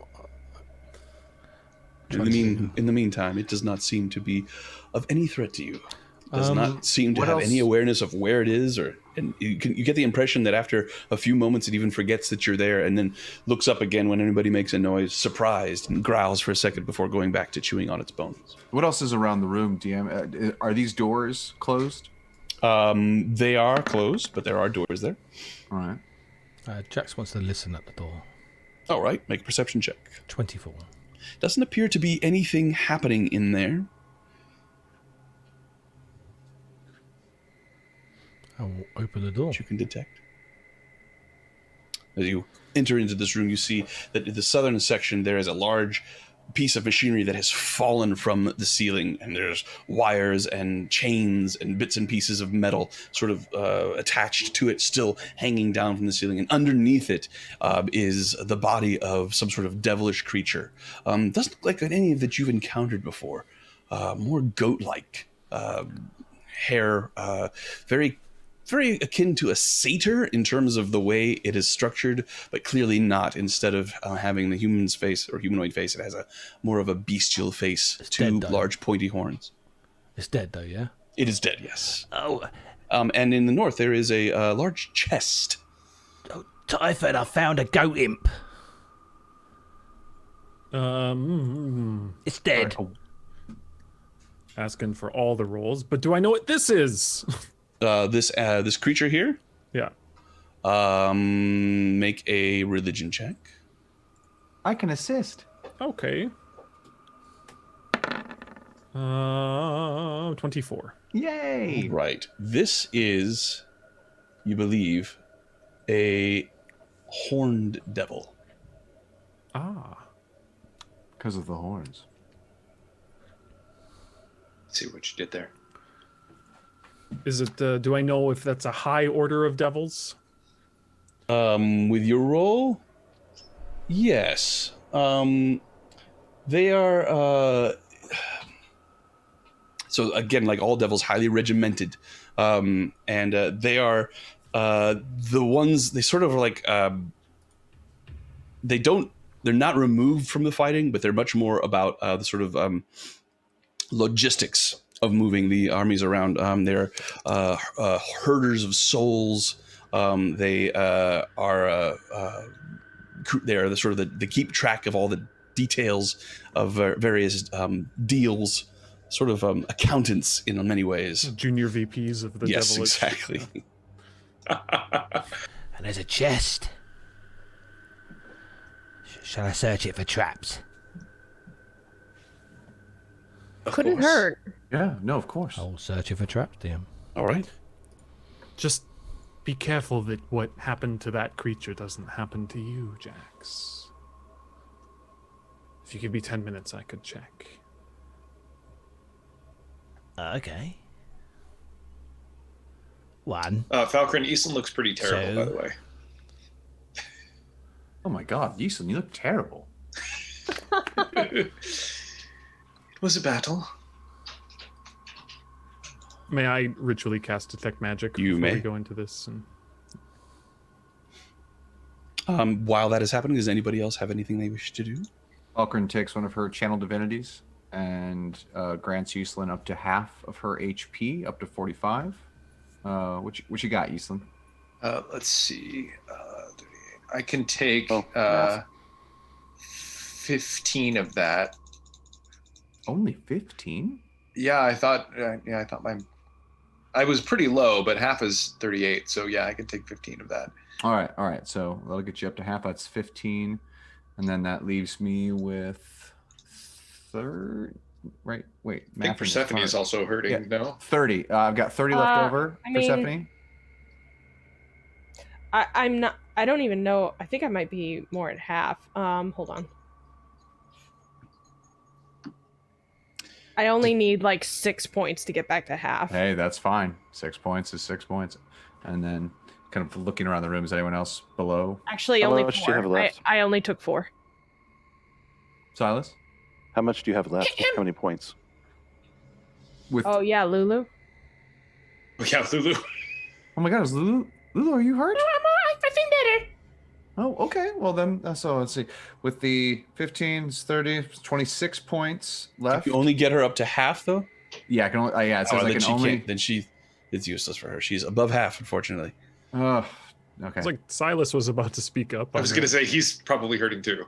I can take 7. All right, then take 7. All right. While the ritual is being cast, I'm actually going to hopefully invoke animal handling and try to get closer to said gnollish creature. At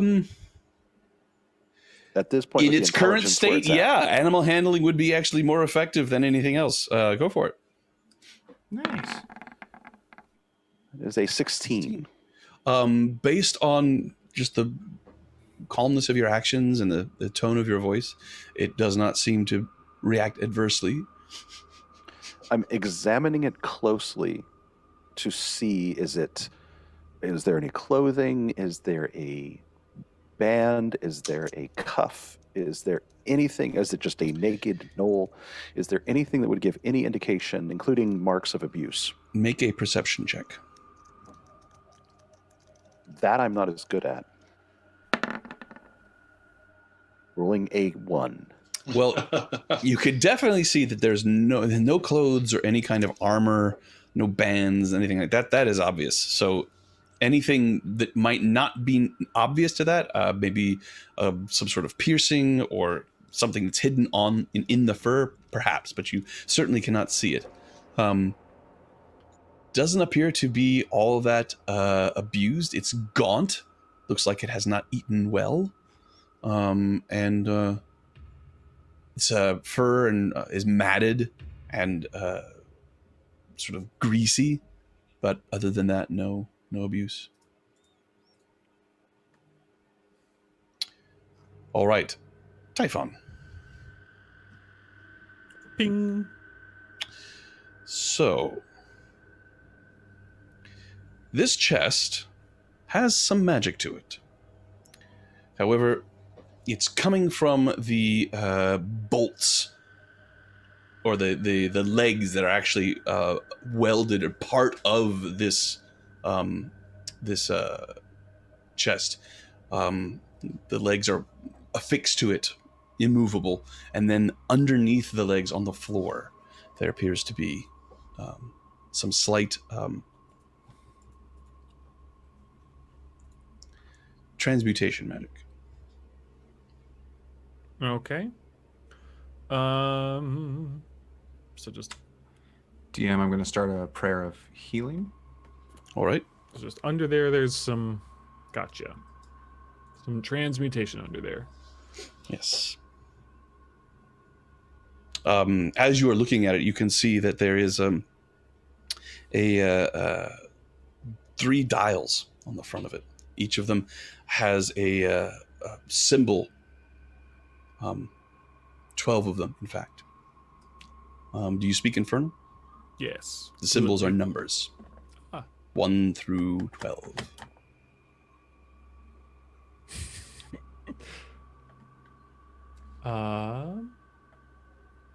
It'd be funny if it was 666. It's like setting your passcode to 1234. 1, 2, 3, 4, 5. That's kind of codes it has on his luggage. Let's see. So, transmutation, it's bolted down. Do I get the feeling that whatever is in the chest is only there if you do the correct magic-y part to it? You would have no way of knowing. That doesn't. Detect magic does not reveal that. Well, is there a way we could investigate and see what this whole thing's about? Well, Try I to get mean, some more it's information? there's no keyhole. Yeah. There is no apparatus that you could see for opening it other than these 3 dials.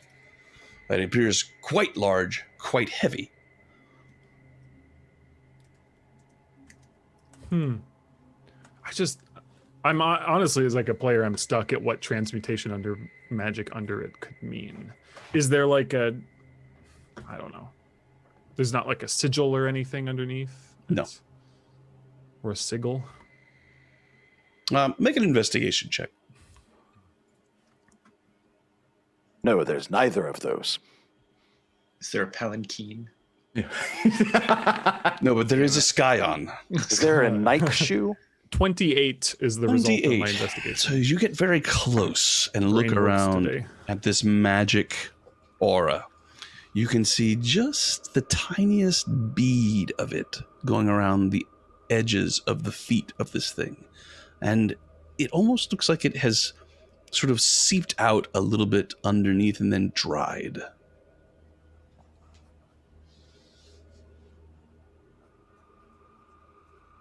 Oh. What do you see, dear? I believe. So, yeah, okay. I think I know what it is as a player, but make an Arcana check. Yeah. Actually, with your investigation at 28, I'm more than happy to allow you to know that this is in fact sovereign glue. Sovereign glue. What's that?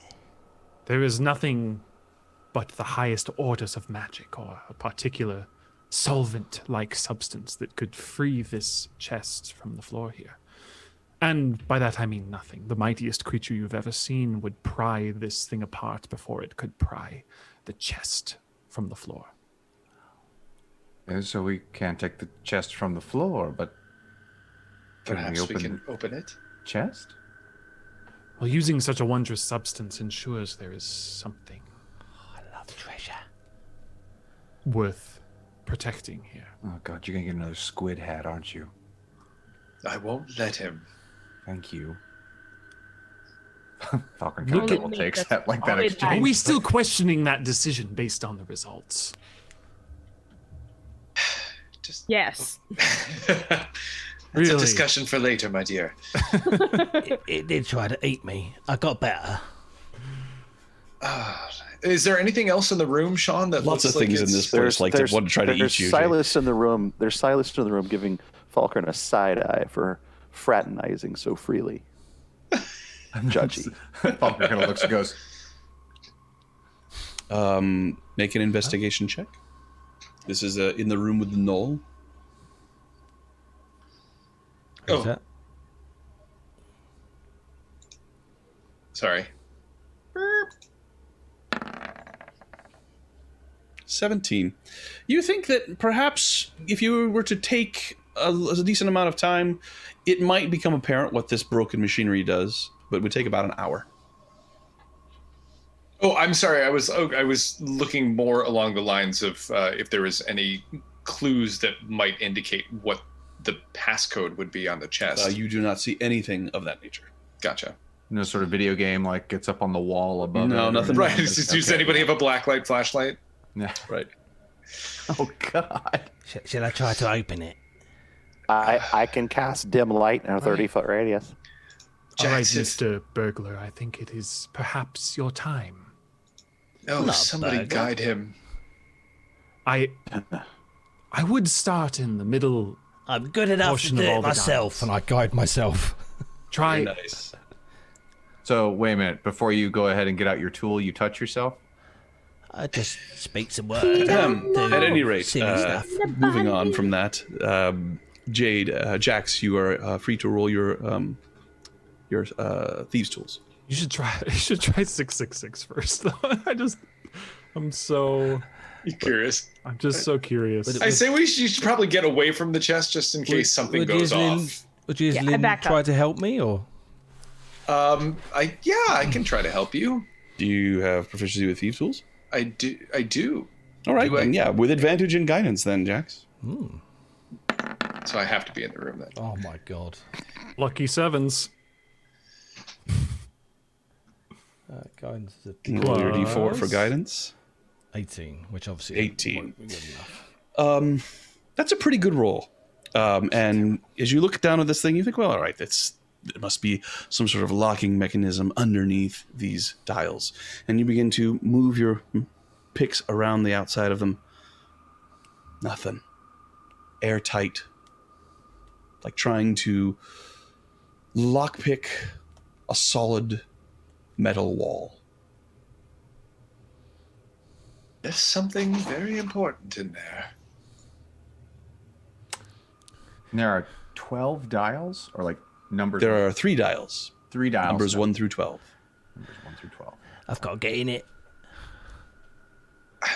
Maybe it's painfully obvious, but I think that the knoll might have something to do with the chest. Wait, what did the knoll scratch on the wall? Oh, Make What a did- perception check. I'll go and have a look. 16. Oh, I mean, yeah, Jax. They appear to be gibberish. Just almost looks like he was making marks because he enjoyed the way it felt or the way it sounded. Scratches. Somebody try and ask him. I can still understand him. Assuming that I'm still close to him, having all these people running around doing all these wonderful activities, I kind of tug at him a little bit. The knoll, him, her, it, nicely, and motion towards the chest. Looks at your indicating hand yes. as you move your hand, and then you bring it back. It keeps focusing on your hand. Loses interest. I twitch my hand quickly, and then move it towards the chest and place it on the chest. Is there any reaction? And I am touching the chest. The metal feels warm. Everything does in hell. And he loses interest and goes back to chewing on bones.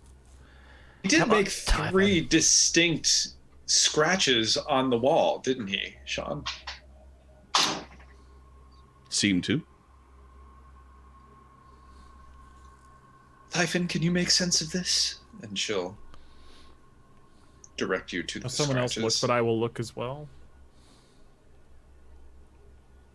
Is there another bone that Islan hasn't given him yet? Well, there's a whole pile of bones underneath him.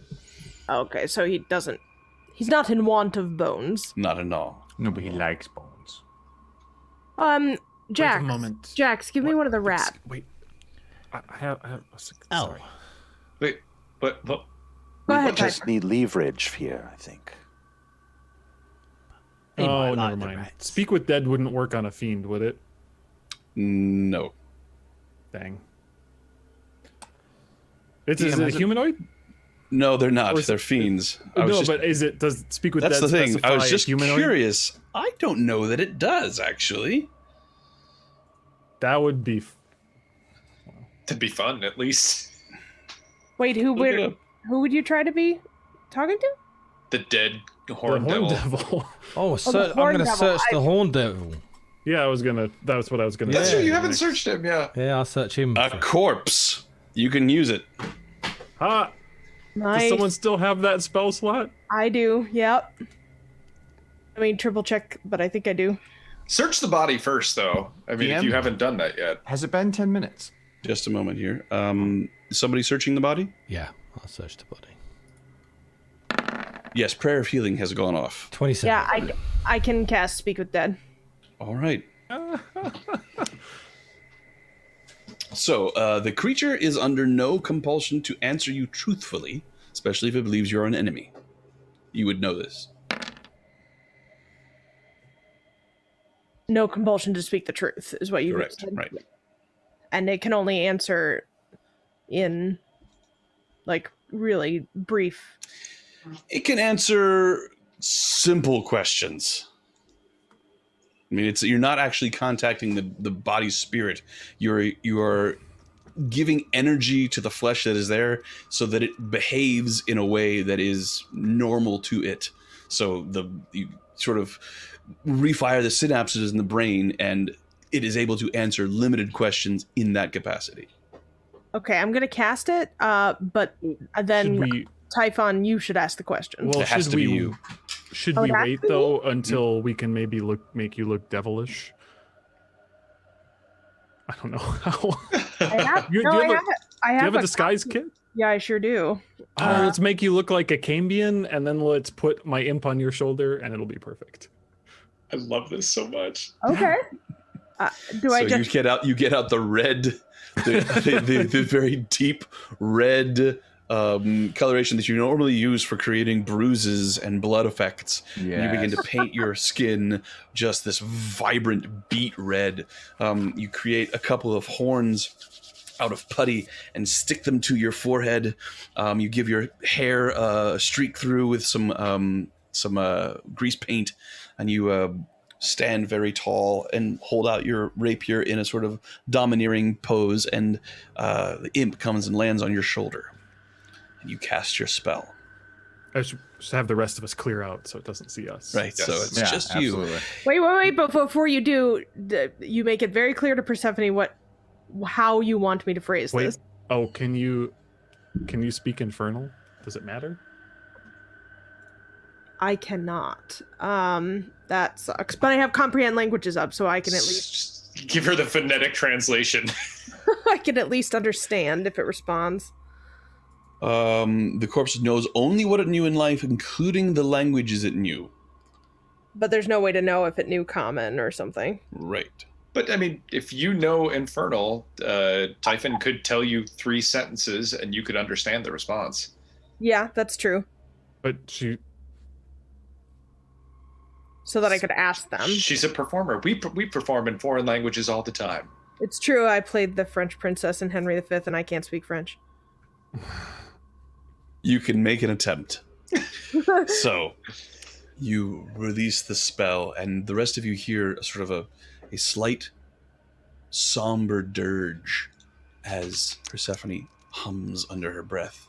And with the final note, there's a... The room glows green for a moment. Green light coalesces around the body. It's lying face down underneath this machinery. And there's a... as the head of this devil turns 180 degrees from facing the floor and just...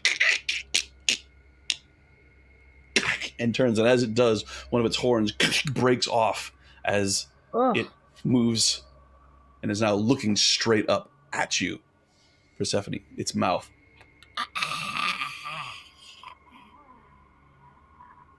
I first ask and say, do you speak the common tongue? Yes. Do you know where you are? Yes. How do we open this trunk?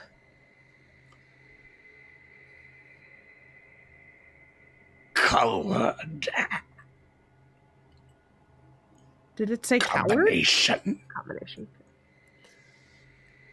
And what is that combination? And if I can, I'm going for intimidating. I don't know if it's flat out an And what is that combination? I am not trying to rob you. Trying to damn you. Should I roll an intimidation check or? I can grant advantage on intimidation if Ian wishes. There's nothing to intimidate. Okay. It doesn't have enough of a personality to be afraid. Fair enough. What was the question? I'm so sorry. What is the combination?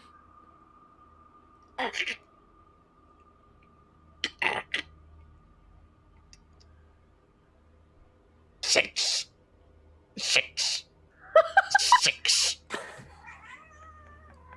Don't trust it. Tell me the real Confirmed. combination. 6.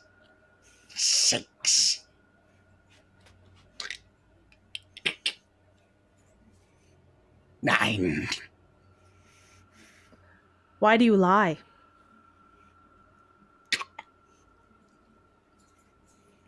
My teacher.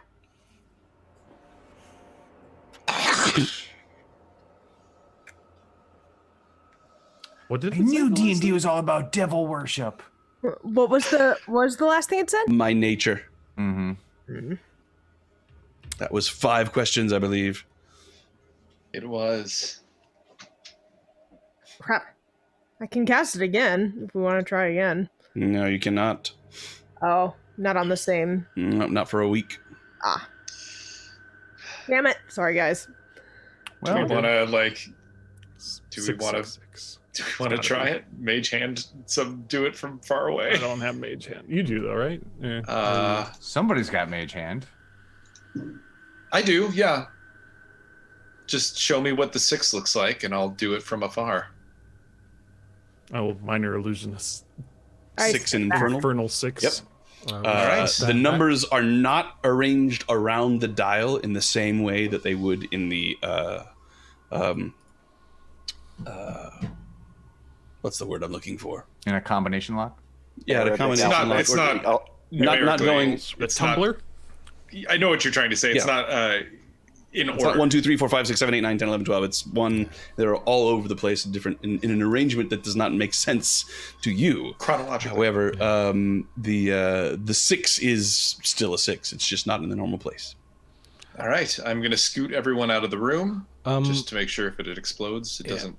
I also rolled a 27 investigation before that to search the body. To search the body. The body has nothing on it. Okay. Do an investigation. Get out of the- Falkrun's get out gonna of the walk room, up to yeah. you so and be like, go with the gods. And she'll give you guidance. Oh, I have to try that one. I'm just Now- adjusting to 666. Am I to understand that everyone has left the room? Yes. Yes. I mean, I yes. stand in front of the knoll. Oh yeah.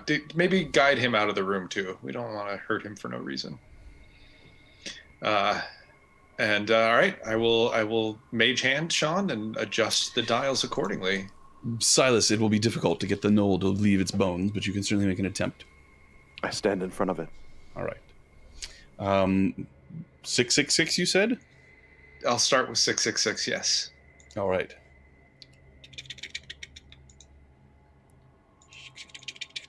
Oh my god. Jack shouts boom in the room to try and see if he's scared. Everyone jumps. Actually, make a performance check, Jax. Damn it, Jax. I've got. Did it roll? Yeah, 17. God. So everybody goes, "Gah!" And the mage hand goes, and goes a little further than 6, and Eastland has to move it back. Not funny. The dials are all now at 6. I will try to open the latch. Nothing. 669. Is it too heavy or is it like not opening? You don't know. Because you can only lift 5 pounds, right? Right.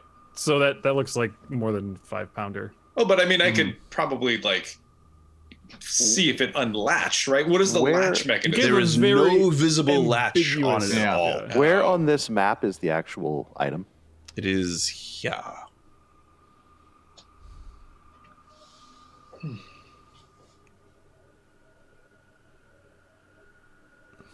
Now we've been touching There's it. barely a seam around where showing that this is in fact a chest as opposed to just a big oblong lump of metal.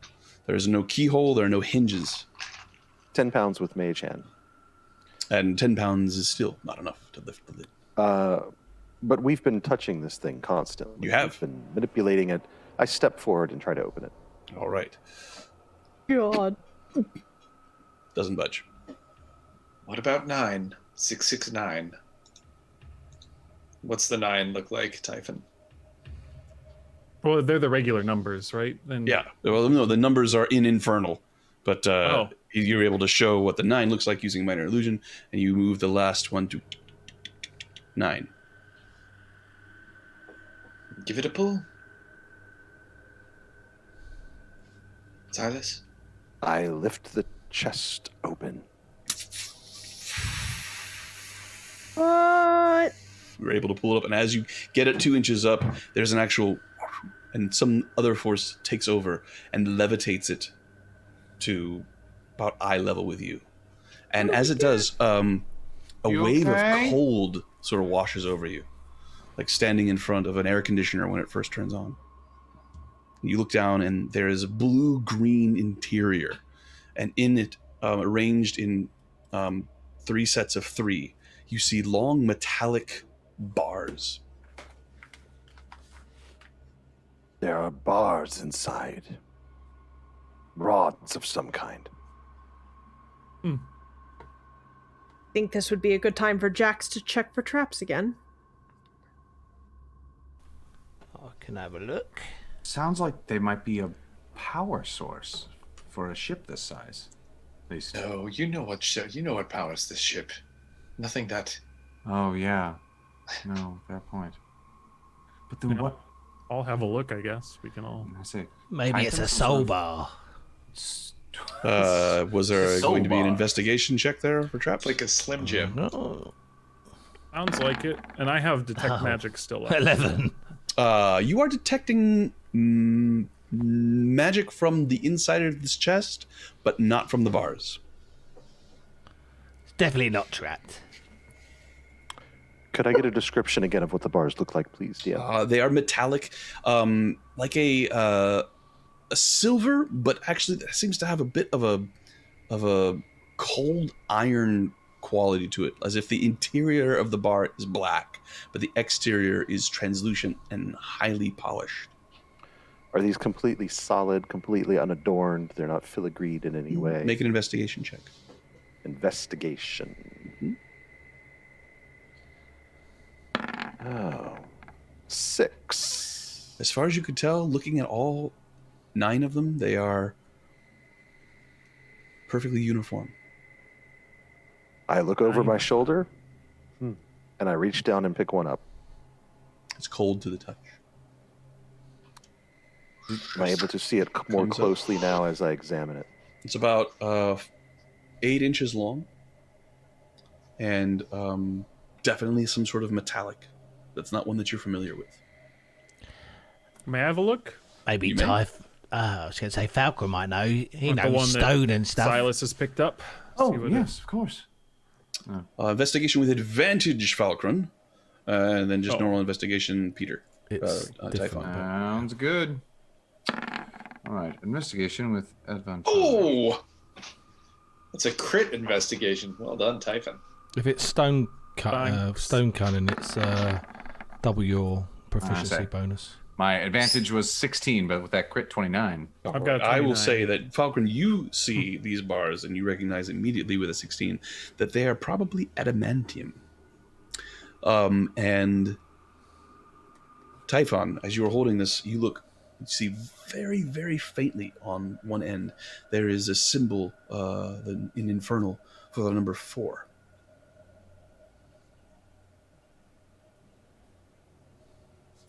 Looking at the others, then can I see that they bear? They all bear 1 through 9. Is there something in particular How- that feels different or looks different about number 1? I'm thinking the 9 hells, and as they're potentially related. They appear to be identical. With How the heavy 29, is this that I've picked they're up? the only difference between each of the bars is that they are numbered 1 through 9. Other than that, they are completely identical. And then back to Silas. As I'm holding it, how heavy is it? Lighter than you would expect it to be, based on if it's metal, even a fairly light metal like perhaps tin would still have a bit of heft to it. This weighs maybe about the same as a piece of wood. I grab all 9. All right. Or Typhon, if he's holding number 4, I grab Those the are remainder. adamantine. I'm simply picking them up. Mhm. And I look at everyone. Whatever they are, they're marked. That makes them valuable. Adamantine as opposed to adamantium. That would be I a wasn't. a Marvel crossover. We didn't. Yes. We didn't call you on that. Adamantine. Well, Adamantine, yeah. Adamantine. immediately But we takes are 3 of them French and today, puts so them it's between your fingers like adamantine. that. That's Adamantine. okay. Does it look like So they, you now have 8 bars of adamantium, Silas. I reach out to kind of like, can you hand me the last one there, Typhon? What do you? I'm putting them in a pack and I'm moving on from this place. Wait a He hands minute. it, Wait yeah. a minute. Is there a chance they belong somewhere in the ship? If we put something, do they activate something? Do they? If that is the case, it certainly won't be found in this room, will it? Does it look like that might be the case? Is there anything that has in the You've rolled many investigation checks and Nothing Nothing has yielded reels? results. Okay. No. What about the rest of the case? Is there anything else in it, or just You those said the- 9? No, just the Oh, case. okay. The case is there's some evocation magic to keep things cold. And Oh. Is there any reason we should be worried about these heating up with a 29? the 29. Well, the fact that they were being kept cold is certainly significant. Somebody went to a lot of trouble to make sure that they stayed cold. What if we toss one out into the heat far away from where we are and see what it does? Well, maybe. I'm now imagining just like raining these things down on people. They're not Yes, magical. that's They're what I was not thinking magical. Yeah. Not magical. Oh, well. Well, I mean, explosive is magic in its own way. Is there something about the nature of adamantine itself that would make? Not that you are aware of. Adamantium bar should behave like any other normal metal bar. It's just lighter. It's very difficult to work. The secrets to forging with adamantine are known only to a select few. And these are, as you said again, they're not magical. So there's no Your magical detect property. magic spell has not detected any magic from these. If there is magic, it's within them, not on the outside. Oh, and they wouldn't radiate through the metal itself. Would it be a valid target for identify? Almost anything is. Okay, let's try it. On Okay. one of them. Are you hard casting identify? I cannot. It is a ritual. All right. So ritual for identify begins. What does anybody else wish to do? Oh, If I'm sorry, but Silas, perhaps we should. I just want to check and make sure that the cooling mechanism isn't necessary for something, that we're not putting ourselves in unnecessary danger. Perhaps we could leave them in while I identify one of them, keep them at their current temperature. That makes sense. I'm not trying to be a goody two-shoes. If you can stand and deliver and do some type of Prince Charming act to make the magic appear, then by all means do so. I have no idea what you're talking about. I simply want to keep them cool and keep us all safe.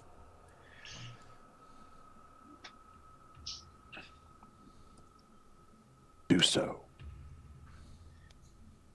Will. I don't know how to do it. all right. So they're back in the case. Jax is going Yeah. back and forth, just All looking. right. And you begin to ritually cast identify. Does anybody have anything they wish to do? Takes 10 minutes, right? Mm-hmm. No, I'm okay.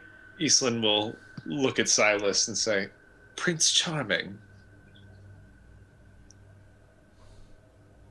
Didn't he seduce you? Ugh. You're so tedious. Who's Prince Charming? It's an old... It was an ogre I knew. That's right. Yeah. You did fight very well. Somebody sorry. Eastland is looking at Silas, who I presume is still like tending to the knoll in some capacity. Sort of just standing around waiting for Typhon to finish his thing. If nobody wants to do anything, we'll just skip to that. No, Eastland DM, will... you had Oh, go ahead. you had mentioned that there were these glass sort of bell or like structures Yes. on the floor, and it looks like they matched the machines behind it. Yeah, you can see that's not 100% connected on the map, but the tubes that are coming away from these things connect all the way to the machines. So Falkrunn's kind of eyeballing that, and she's a little bit intrigued by it. She's, Jax, give me a hand. And then she's gonna grab one of them and then try to take it and figure out if there's a so she's gonna stand there with it going Apparently the bird is very upset by it. So she's gonna try to figure out if there's a way to connect these things. Make an investigation check. Is that what you just rolled there? No, that was my investigation for advantage. Or earlier, gotcha. What you want me to Would look I for? would that I could be so lucky. All right. So this will be actually an Arcana check. Oh, lovely. Good, because that investigation check was a 6, which is sad. Oh, but it's the same. Oh, So man. let's say it's 6. Remember when I had skills? All right. So You look at these and you think that, man, if you had an hour to completely take them apart and really, really think about it, you might be able to figure out what they are. It's definitely not a door. No, it's not. Typhon, your identify completes. You become aware that in the interior of these adamantine rods, being protected by a casing of adamantium, is a core of extreme cold energy. You have no idea what the purpose could be, and what process would be needed to get this energy released, what these rods are used for. None of this is identified with your spell. These are tubes of adamantium encasing raw, cold, ice elemental energy. So but they were being kept cold. Yes, they were.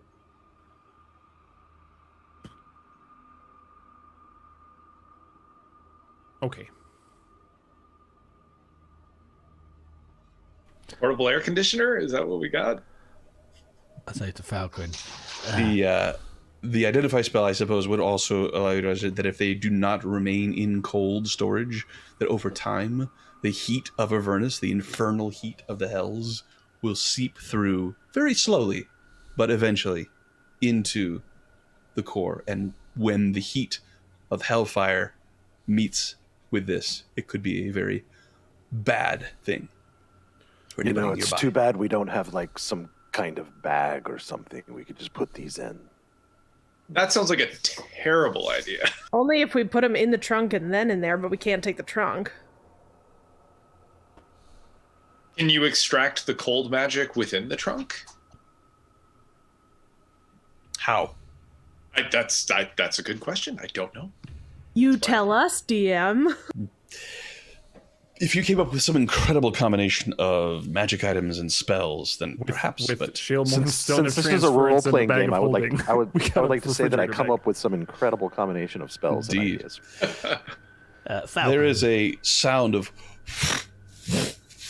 swooping wing-like noises from the area outside, and landing right in the middle is an enormous bone devil.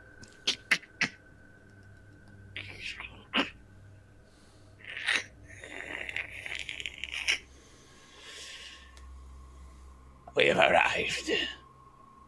And you see sliding from its back, Smiler the Defiler. Yes, we have. And I do believe that concludes our agreement. Thank you very much. Pleasure doing business with you. Next time, you will not have such powerful friends nearby to fight her. And the bone devil flies away. Hello? Come on in. We're looking at a portable refrigerator. I beg your pardon. And striding forward is Smiler the Defiler. Hello, my friends, the Omega. Nice to see you all again. Apologize for the problems. Those fire fields. Tricky things. Indeed. All's well that ends well. You don't happen to have the Victor cycle, do you? I didn't see it. Did we? I forgot. Did we? We went back and we collected it, didn't we? We did, yeah.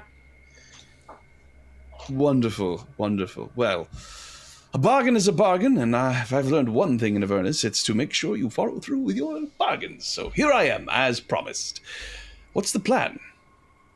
Well, First, take a look at this. Do you have any idea what we're looking at? And I point to the truck. No idea. Well, fine. Although somewhere around here there should be a large cache of demonic ichor. At least that is what I've been led to believe. And where is your friend? Ah. Yes. Well, you remember what I said about keeping bargains and all? Well, in order to keep this one, I had to, make other bargains, and Zelmira is collateral. But here I am, as promised. Always count on Smiler the Defiler to keep his word, no matter the cost. That's a good policy to follow for all of you, by the way. As long as you're here in Avernus. I'm afraid you followed the wrong policy. Ah. Well, I'm still here to help. If you don't want my help, then I guess I could be on my way. That would be the end of our bargain, but... No, You can help, you're but fine. she just kind of walks away before she says anything more. What's We're going to with need her? to. We've been through quite a bit getting to the top of this place. So Oh, we're going to need to rest a bit. If you wouldn't mind lending us your expertise as far as warlording is concerned. I'm happy to do so. Well, this is a large, pretty good vantage point, although this mist kind of makes things problematic. Well, perhaps we shut ourselves in one of these rooms. I can cast a barrier and. Oh, well, I was going to say just find a place that we could look out upon the plains and see what we see. All that. Falcon, Yes, Jax. why don't we ask Pebblemoss what those things are? Yes. No, he might know something, since our warlord friend here doesn't seem to know. All right. Ever seen Typhon, anything can- like them? What are you doing? What? Hello? What? I'm sorry. Hello? Typhon, could you just over here for a second? So Jax had a good idea about talking to Pebblemoss about the the items, do you think could reach out to him? Yes, that wouldn't be such a bad idea. I was thinking, well, yes. We can design a message. Lovely. Can we do that during a bio break, Sean? Sure. Defiler said, listen, I'm here to help however you wish to use me. I'm very adept at illusions. If you can think of a way that I could be helpful in that way, then fantastic. But I did not see anyone approaching as I myself approached, but I'm sure that eventually someone is going to come. Yeah. Somebody was definitely watching when I told them that you would be here and that there was a large cache of demonic ichor. Perhaps it'll be Fionor, perhaps it'll be somebody else, but someone is coming. Do you know where the... What do you plan to do? Things. Well, it better be Fëanor. Yes, it better be. There was no question earlier that that's who was listening in. I have no idea who's listening. She is definitely one of the ones who listens. But I have no way of knowing who. Just know when. See. Interesting that this is the first time you've shared that piece of information with us. I'd say the odds are pretty good. There's not that many warlords out there. You've killed one of them. Although I don't think he was the one watching me, per se. This cache of ichor that you keep mentioning, do you know where it is? It's not in that box over there? No. We found rods of adamantine Ooh, containing some immensely cold essence. very valuable. If you can find somebody who can work them. Adamantine armor. Some of the best. But it seems to be containing something immensely cold. Fascinating. Indeed. Ah. Well, perhaps we can rest as our plan as our wits come about us. We are, well, somewhat spent, as I've said. So if we pull ourselves into one of the rooms, set watches so that someone can keep an eye on the incoming, perhaps Smiler could put up a... No, you've just gotten here. You could keep watch. If that's what you wish. Just need to find a high place. Let's see. And he begins to sort of climbing. Thank you for driving off those rocks. My ride wouldn't come anywhere close to this place while they were flying around. He begins to climb up part of the wreckage, attempting to find a way to get above the vapor and steam. Have we investigated any of the rest of this area, by the way? We haven't really looked at any Nope. of the other rooms. You've not. There was the thumping sound to the west that we hadn't checked out yet.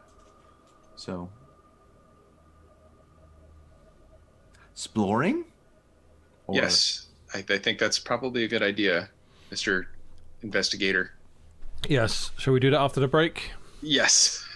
Absolutely. And welcome back. The adventurers here on the uppermost level of this wrecked flying fortress, some 100 feet into the air, have fought off rocks that were dive bombing them from out of the steam that is rising up from this wreckage and sort of rolling over the top of this exposed command deck.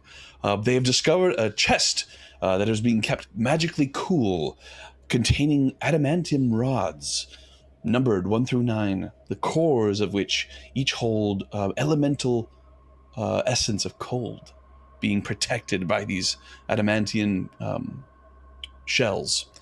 And they have been reunited with Smiler the Defiler, who has arrived as promised to lend his aid in the coming battle, whatever it shall be. And he has gone up, climbing out of this area, trying to find a vantage point from the mist where he can look out and down upon the plains of Avernus to keep watch for whatever. What would the rest of you like to do? I was asked to investigate the area. Very well. Make I an will investigation. follow 30 feet behind him so as not to foil his investigations. I rolled a 20. 20. As you are walking, you realize that actually this ka-thunk sound is actually echoing over this entire area in the back to the west. Initially, when you were in the middle, it sounded like it was coming from the west, but it's actually coming more from the north. I go and have a look. You believe it is coming from beyond this door here. And it has a similar mechanism for opening as the other. Do you open the door? I will do it stealthily. All right, make a stealth check. 30. 30. Once again, you all sort of take a breath to think, okay, what should we do? Jax? Jax? He's gone. You are able to stealthily open the door. And inside, you see an enormous black bell-like device. Then this is what the kthunk is coming from. And in the northeastern corner are two large crates.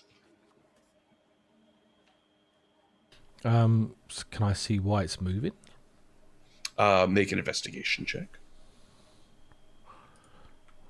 That was opening a door stealthily, by the way. I'm assuming Falkrunn's behind me. With a 30, you've lost everybody. 13. Wow, double fives. So 13.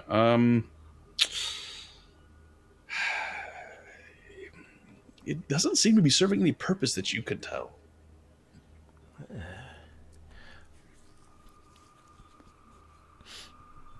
I say to Falkrunn, I look round. Where's she gone?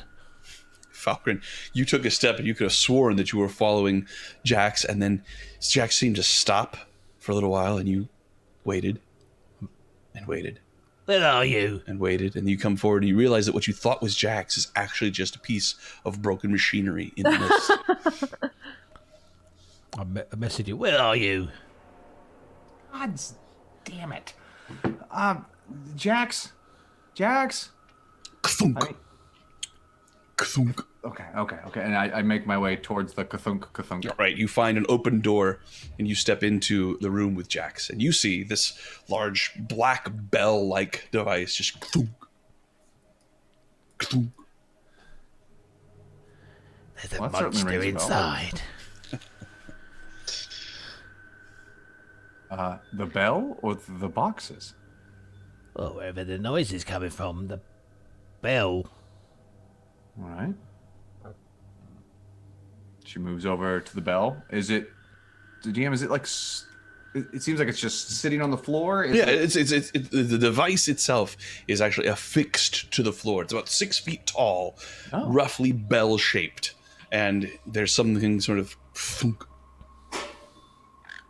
Make a investigation check. Or an Arcana check would also. I'll nudge her and say, "Be careful." I'll pass guidance. All right. I will be careful. Can I cast guidance on myself as well? No. Okay. Cannot stack, unfortunately. Stop that. It's interesting. It seems strange to receive this sort of divine magic from Jax. Yeah. Huh? So 14 for my Arcana check, plus the guidance of 4. Brings it up to 18. 18. Unfortunately, you cannot determine the nature of this device, but you can definitely tell that there's something within it moving, sort of sliding to the top and then falling to the bottom. Oh. So it's not actually a bell. It's just not at all. Just bell-shaped. Interesting. Jax gets bored and goes and checks the boxes. All right. Make a dexterity saving throw. Wait, what? 18. 18. As you go to open the boxes, there's as a series of darts shoot out from the top of it, spread out, but you turn yourself sideways and they all spread out into the room. Falkrunn, make your dexterity saving throw. Alrighty then. Oh, look, Falco, what I found. All right. So, Is it a dead dwarf? yeah, right. Yeah. No, it is not. So with a crit save, Falkrunn just sort of like hears the latch go off, and she kind of puts her shield behind her. Instinctively put up your shield. Look down, and there are a series What'd you of find, darts, Jax? just embedded in it. Inside, you find numerous vials of a black greenish like substance you recognize as demonic ichor. Each of the flasks has a glass top, but the base of it is iron. I'll be damned, they were in the bottle. Falkrunn. There are a total of 40. Typhon will pay a handsome fee for this. Oh yeah, at least 50 gold. Per vial. I can't remember how much he owes me. I think it's 51. So you have discovered the cache of demonic ichor. Fantastic. You know what? I'm gonna go and tell the group that we found the cache. Be careful. I'm always careful. Until you stick your hands Except for in that bags. moment right there where you didn't check for traps opening up the crate. Falkrunn but just yeah. kind of looks Said down. I want to go check the boxes. Yeah. Falkrunn looks down at the darts in her shield. I thought that the chances of you passing your dexterity saving throw were pretty high. So. She goes back to the group and says, "We found the demon ichor. Actually, Jax found the demon ichor, and there's some sort of device over here. I can't make heads or tails of it. Typhon, Silas, if you'd like to come take a look." I can go. There's 40 vials, 50 gold pieces a vial. So that's what? 241. Jax is looking to set up his ichor shop. Yes, I'll buy them all for 241 gold. Add it to my tab. See, Falkrunn. Typhon, you see this device. Please make an Arcana check or an Investigation check, your choice.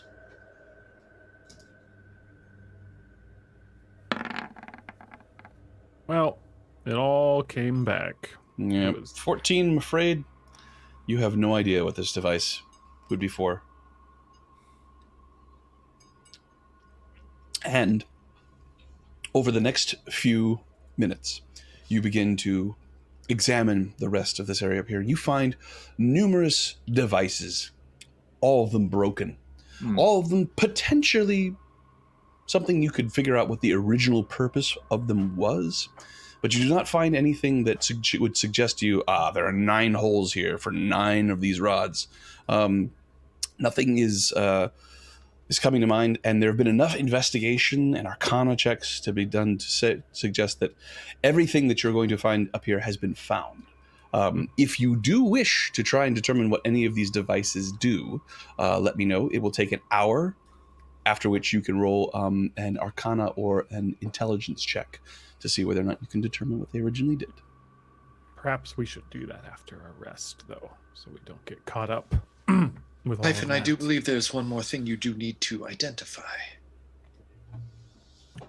I had indeed planned to do that once we sit down to rest, because whoever uses it will likely need to spend time attuning to it regardless, unless it is something rather mundane. Oh yes, Now- the poop beads. Right. Can you do our plant as well? I thought we already had someone cast Identify on them. Yeah, The plant? Yeah. Nobody has identified the plant. You had Mahadi, gave it to Mahadi, who told you it was not magical. Well, I've got a honey identify list, so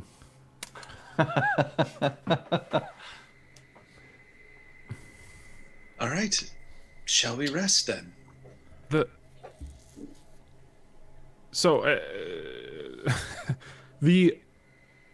You said that the heat of Avernus would potentially cause like an immense reaction. with these rods. If it I will say that with your original Arcana check, I believe, or it's like 29, yeah. or investigation of 29, it is likely hellfire itself they are being protected from. So, gotcha. But if hellfire were to break through, it would Be very bad. Yeah. Is the exhaust of the infernal war machine hellfire-ish? Doesn't Ysland's bow fire hellfire? It does. So if we tie one of those bad boys to one of her arrows, couldn't she make it? Adamantium is extremely strong. Truth. So that would certainly be what anybody would say dangerous to do. However, the odds of it going effectively the way you want it to are Dangerous, slim. but short of idiotic. But what about the exhaust of a war machine? The exhaust of a war machine. Is the exhaust of the war machine hellfire? I mean, I feel like what's coming out of that machine would be the type of thing where you wouldn't want to. if hatching really weird plans. if it's hot enough to literally burn a soul. That sounds like hellfire. I would say yes. Okay.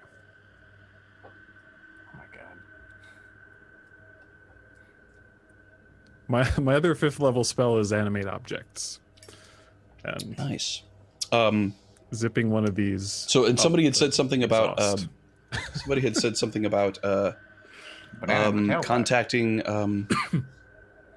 Corcoran Pebblemoth. Oh yes, that's right.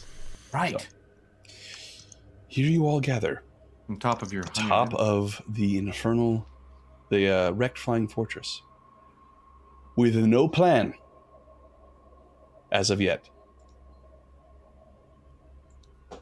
on what to do if an extremely powerful necromancer and her retinue arrive. There is identifying to do, and there is messages to send. There are messages to send. But if everything goes according to plan, at some point tomorrow, you will be in a fight for your lives. Hopefully at the end of which you have reclaimed the soul of Rhimb and moved Ysland to a new body. The stakes are quite high. If you fail, then by the evening tomorrow, supposedly your lives will be simply snuffed out.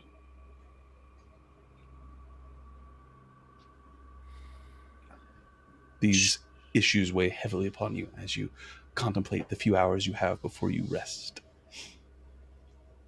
At least we have the high ground. Ysland is going to sit next to Silas, just to smile and watch his reaction at her proximity. I walk over to Ysland and ask very politely, "May I please have Rhimb's journal?" Oh. Yes. And she takes it out and she tears out a page and she hands you the journal. Persephone kind of cocks her head at that and then just takes it and walks away.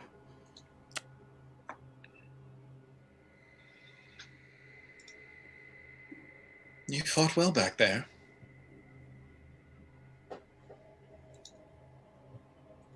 Yes. Silas. And you were unhesitating in opening that chest yourself.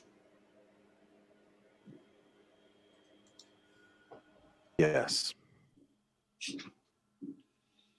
That succubus that we encountered in the Infernal Rapture. She's the one responsible for your predicament, is she not?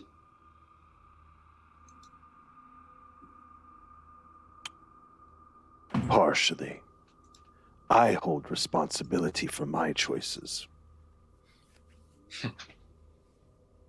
Well, then I have to ask you, why would you offer to save the soul of someone who has unapologetically condemned your own?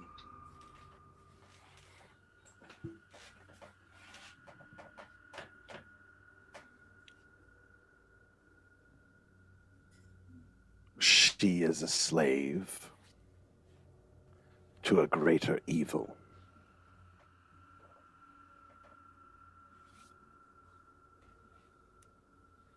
But she is still evil, and yet you help her.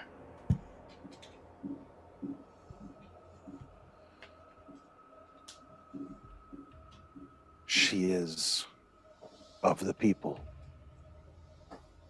And although I do not have close ties to many,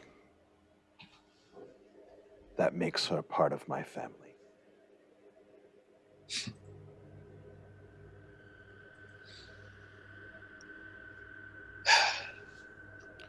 We're different, Silas. When Yes. we were in that circle of truth, you actually shockingly made some positive statements on my character. I believe they are inaccurate. We all have the need to survive down here, so we rely on each other. The difference is that you all get a gratification out of that reliance, which I do not. That reliance that you have on each other is weakness. And then you put yourself in danger constantly for people you don't really know, which is its own form of insanity. It's selflessness, and that is weakness. But even I have to admit that the stupidity of that selflessness takes its own strength of conviction. And you have that in spades. Despite myself, I have to respect you for that, Silas.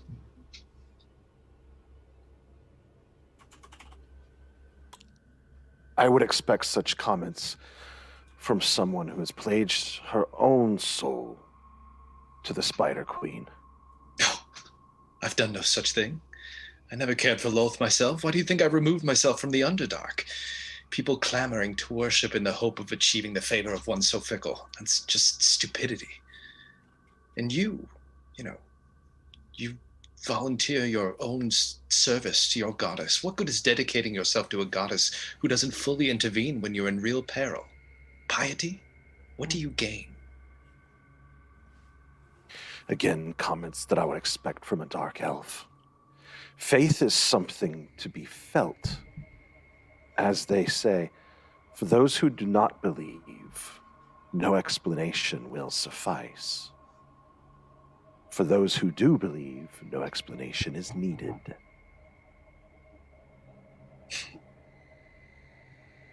Then I guess I have a faith of my own. You know, Islin, you mentioned having feelings for someone. Isn't that forbidden? Don't your people frown on that? Silas, I left my people. I don't really follow their teachings or their mentality. I may have come from them, but I am not of them. You say that like you have a choice. We all have choices, Silas.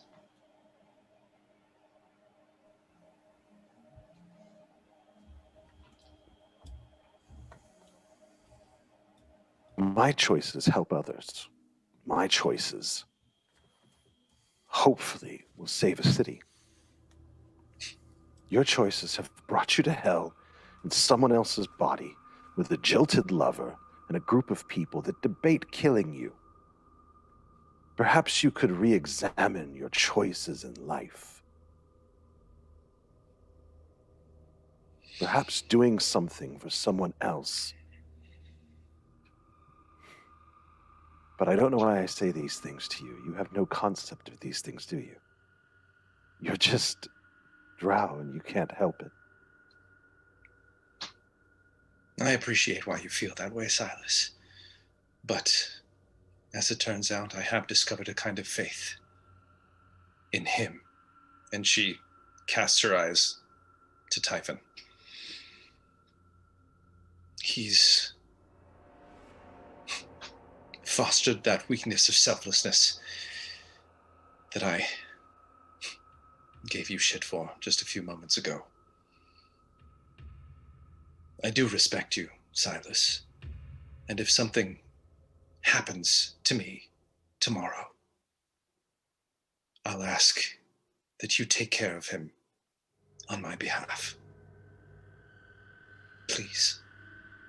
I would take care of him on his behalf. As no service to you, but make no mistake. Though he bears marks, you are the snake in the story, crossing the river. You are the scorpion who will sting. You speak of leaving your people, but you have epitomized them every step of the way. Have I?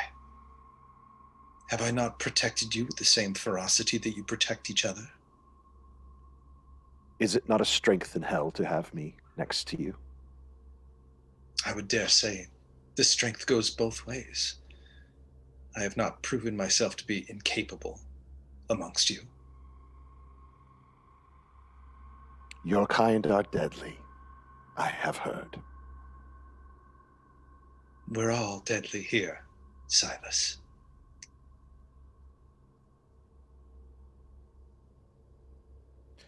What's different about Typhon that could break your mind so much?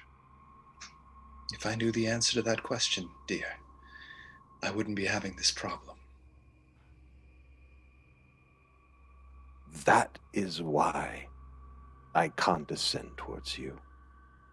You think it's a problem to love. Just like the stories I've always heard about your kind. All the stories in Baldur's Gate don't go past that line. That's their place. Don't go to that store. That's their place. And here you are, condemning love as a weakness, proving all the stories true. I may condemn it in my mind, Silas, but despite myself, I'm still choosing it. Doesn't that set me apart? You could set yourself apart even more. There must be something interesting or remarkable about you, because we all know that dark elves don't even have souls, yet here you are.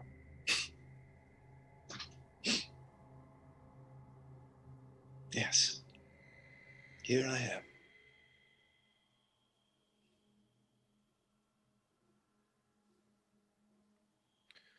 But we're going to fix that. I hope so. But to your question about Typhon again, I would aid him however I could. Not based on your request and not based on some diabolical secret. But because I value him.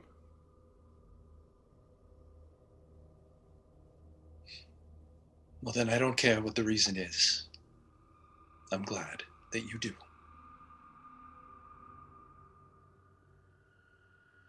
Thank you.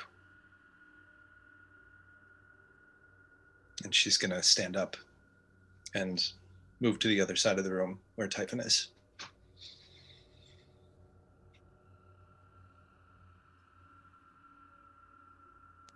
Sean, you are muted. Thank you. Falkrunn, what are you doing? Falkrunn finds a quiet space in the in this command center, and she starts to pray, which will take the form of a 4th level divination spell. Very good.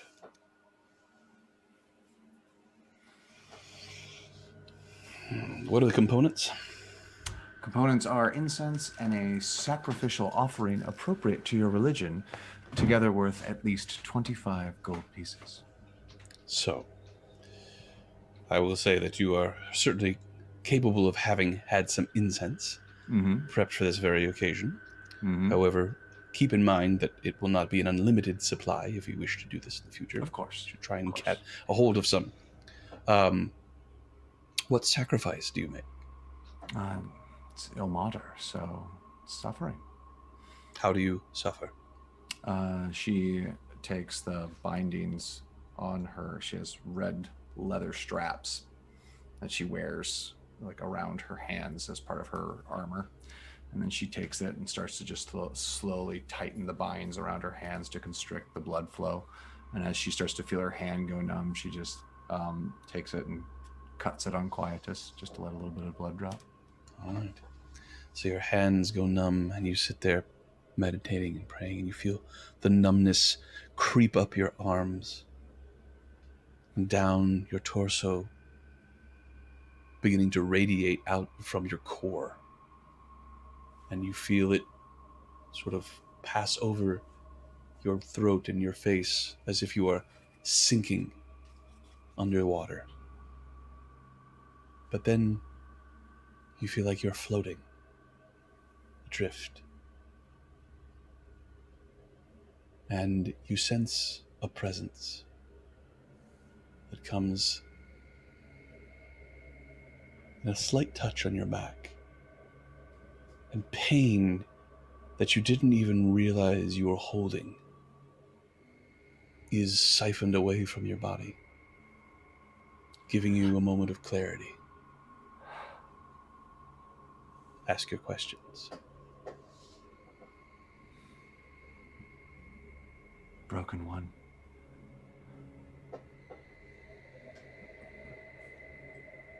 How can I keep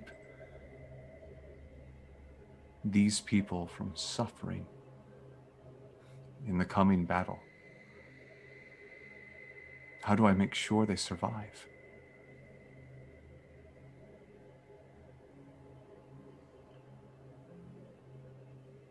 That feeling of peace is momentarily taken away. You feel the pain return and then taken away again.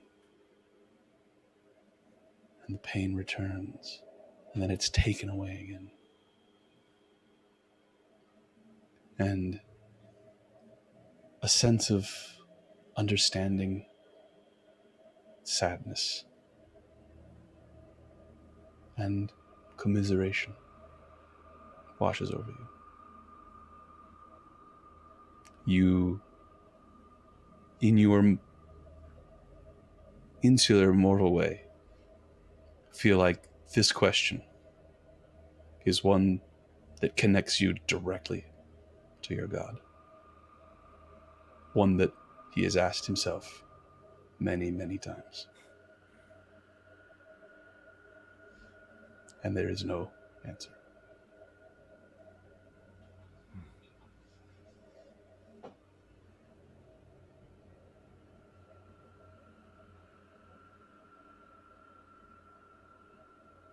That's one question.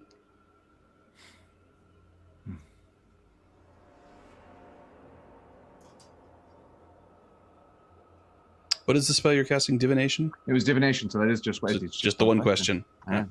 It is. Everybody gets one. Everybody gets one. Sorry, I thought it was commune. No, I know, right? Yep. I would have cast commune, but I don't think since we've taken the long rest yet. You don't have it yet. That's right. Have commune. Correct. So that's the best you're gonna get. And you sit there a moment in that tranquil space, and then you feel the presence disconnect, and you are left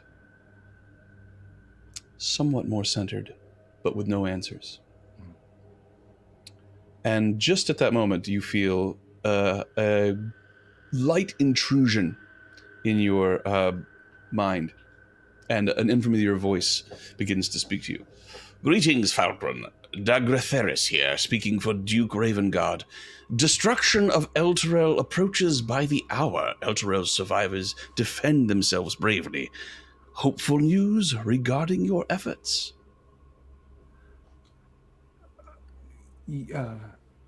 Yes.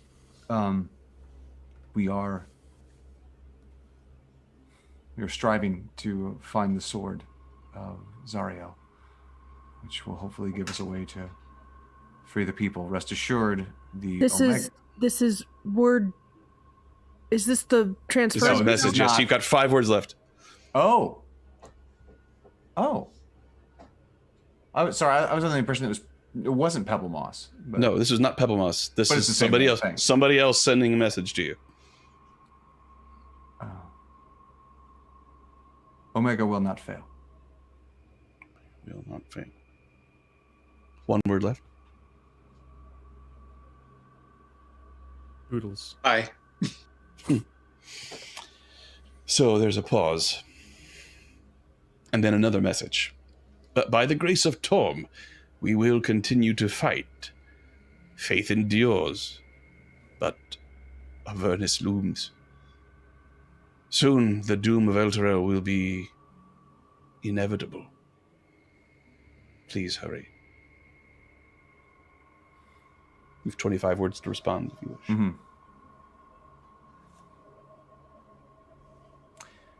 Elturel will fall, but its people will be saved.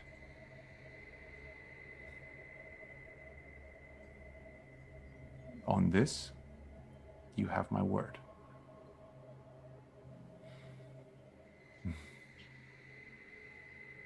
Keep fighting. Don't give up.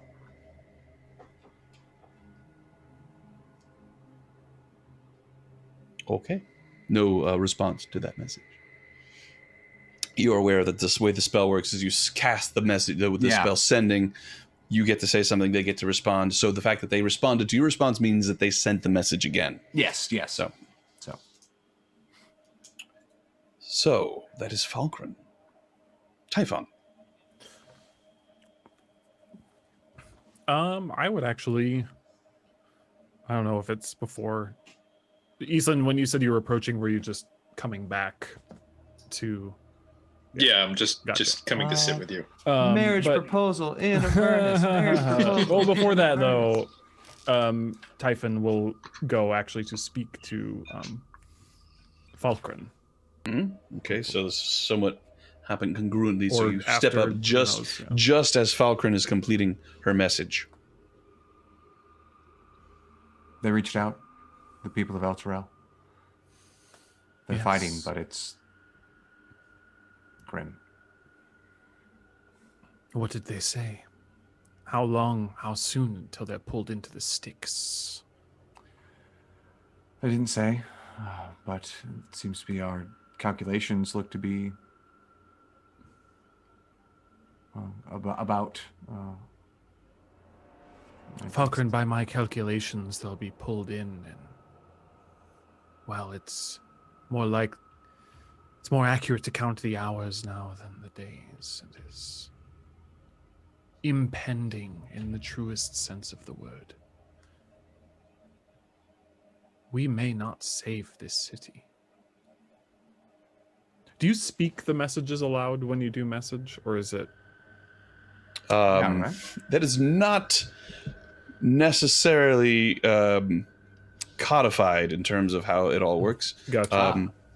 It does have a verbal component, but it does not specify that that is the message. Okay. So I'm willing to say it is up to you all. If it can work both ways. I don't know if I overheard any of. Oh, what you were Falkrunn is saying, definitely the so- kind of person who speaks that stuff out loud. So you could potentially have heard it, definitely. I don't think you were wrong, though. If we succeed, well, at least their souls may not be trapped here forever. Doesn't that matter more in the long run, based on what you've seen? After everything, what is a mortal life compared to eternity in this place? We must keep trying to do the next right thing. And then the next right thing. Is that what matters to your god? Doing the right thing? What matters to my god is the end of all suffering for all creatures. But I've seen in places like this that there is no end to suffering. And indeed, it comes to all creatures. So rather like trying to stand before the ocean and hold it back with your bare hands, you let it wash over you. And in turn,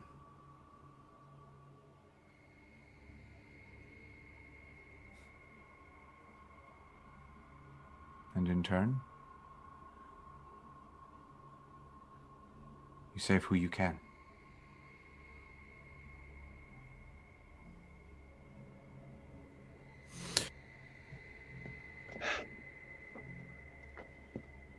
So, and those are the ones who are given a place with Ilmater once they pass. where they go after this, only the gods know. My question to you, Typhon, is who are you going to save? I have suffered your glares for weeks because of who I did save. The tens of thousands. I took one life to save all of them. Yes. That was naive of me.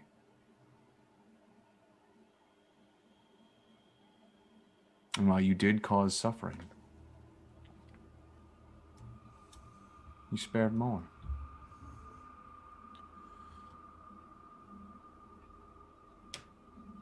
I have no right to judge you. I only know that I will save you if I can. What then, in your wise heart, do you see when presented with the idea of the end of Typhon Ophiacus? Should he fall in this place, will I stay? No, I think you won't fall in this place.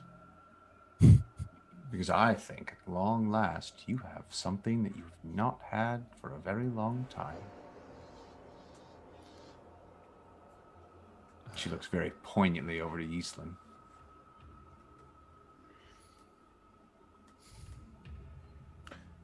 It may be... well... it may be the catalyst that finally joins us, or it may not be. We have been through much together before this, but nothing quite so severe. But, Falkrunn, I'm a pragmatist, and I cannot ignore the worst case scenarios. I may die, and I am bound to nothing. But I have seen for too long the torment of those who care nothing for the suffering of others. I wanted to save those in Baldur's Gate, truly. I wanted to help those that limped into my shop, because I liked the way they looked at me. I wanted to be the hero. I wanted to be important. I wanted to rise. And you see, my people, those that I come from,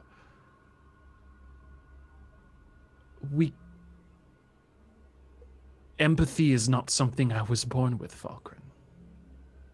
But it took you falling all the way to hell to rise to the occasion. It's an awful thing to suffer forever here. Yes. But It's an awful thing. But I think that, well, if a few others suffering forever meant that I could save myself, I would do it. But I would expend everything at my power to survive and ensure theirs as well. But the minutia to which I risk my own safety and sacrifice the safety of others is, well, I can't say that it equates to a noble outcome. This is the truth of who I am. Does that mean this is where I belong?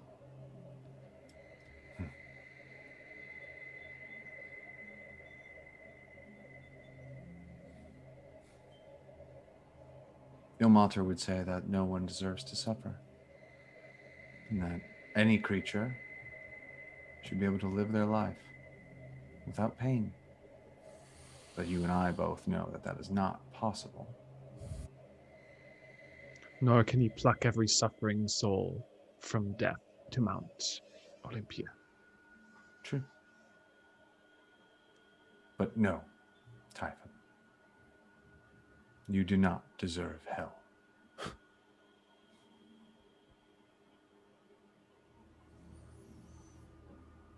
Well, it gives me some comfort to hear you say it, Falkrunn.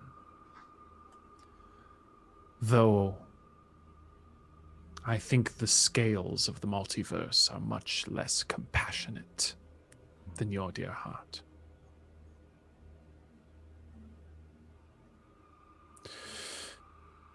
We will try to save them. We will. Preferably alive. But we will not let them suffer perpetually. We will save them. We'll leave it at that. I stand corrected.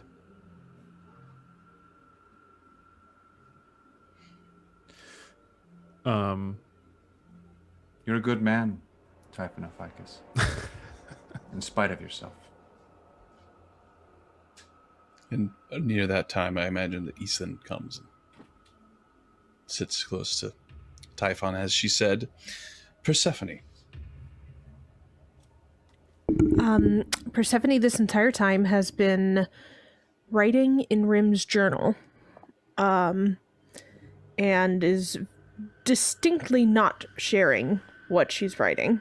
All right. And at the end of it, she messages, she's still writing, but as she starts to finish up, she messages Jax and just says, if I can't make it, please make sure that Rhimb gets his journal back.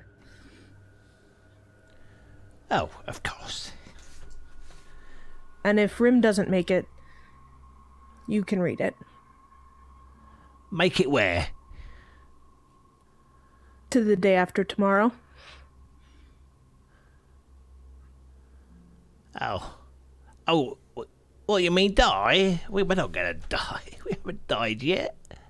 Well, It's a good point.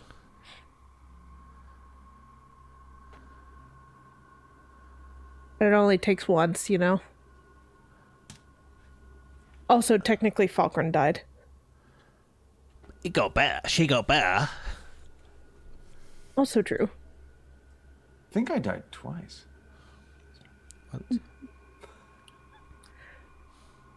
Well, anyway. Hopefully you'll never need to read it. What about if I die?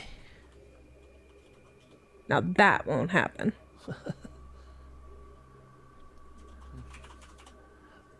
I nearly died once in that bag. You didn't, though, did you? No, I got better. We'll just go with that trend for tomorrow.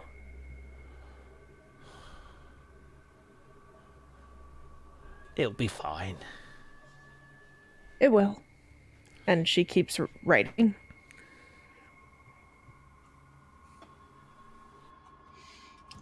After a few moments, Lulu, you feel the breeze from Lulu's wings as she lands near you, Persephone.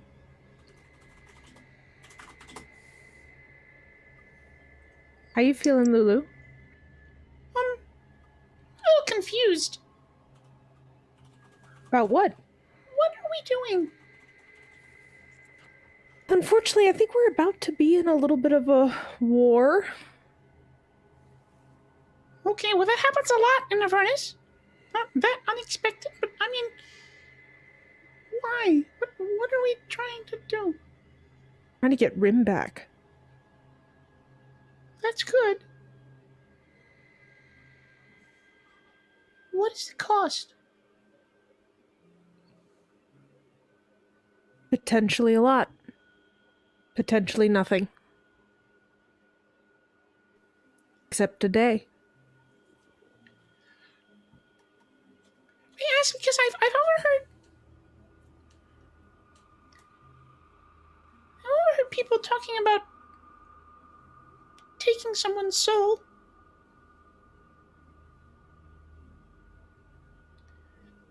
Is that what we're planning? Do you remember Feanor? Do you remember when she attacked us? This was the lady that had all the hands. And the thing that tried to take Typhon, Falkrun's sword? Yes. The warlord of Avernus. I remember her. We will be putting her soul in a coin and giving it to somebody else in exchange for Rhimb's release. Don't you think that's a fair trade? No. No, Persephone. Dropping a soul like that is the worst thing you can do. It's more evil than any of the devils that we fought.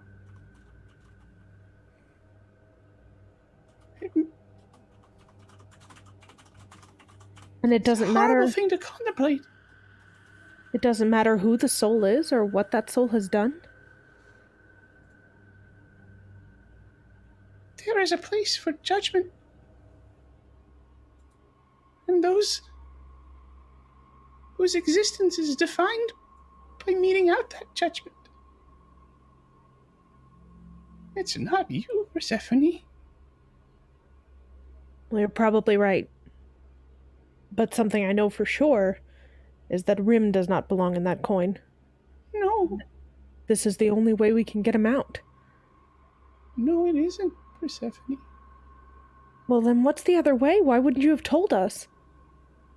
I thought you knew.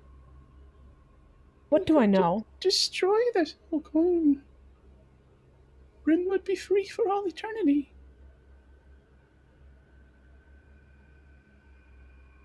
We'd miss him. But he'd be free.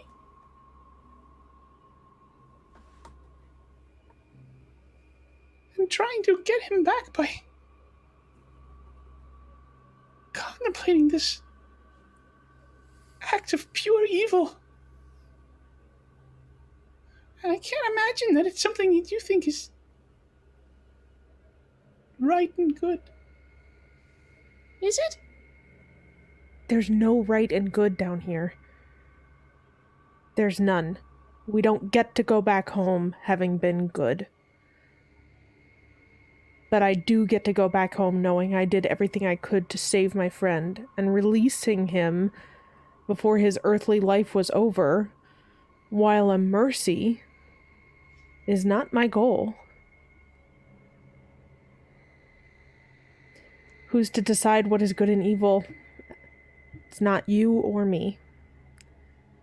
I'll be able to sleep at night. So I'm going forward with this. No, you're right.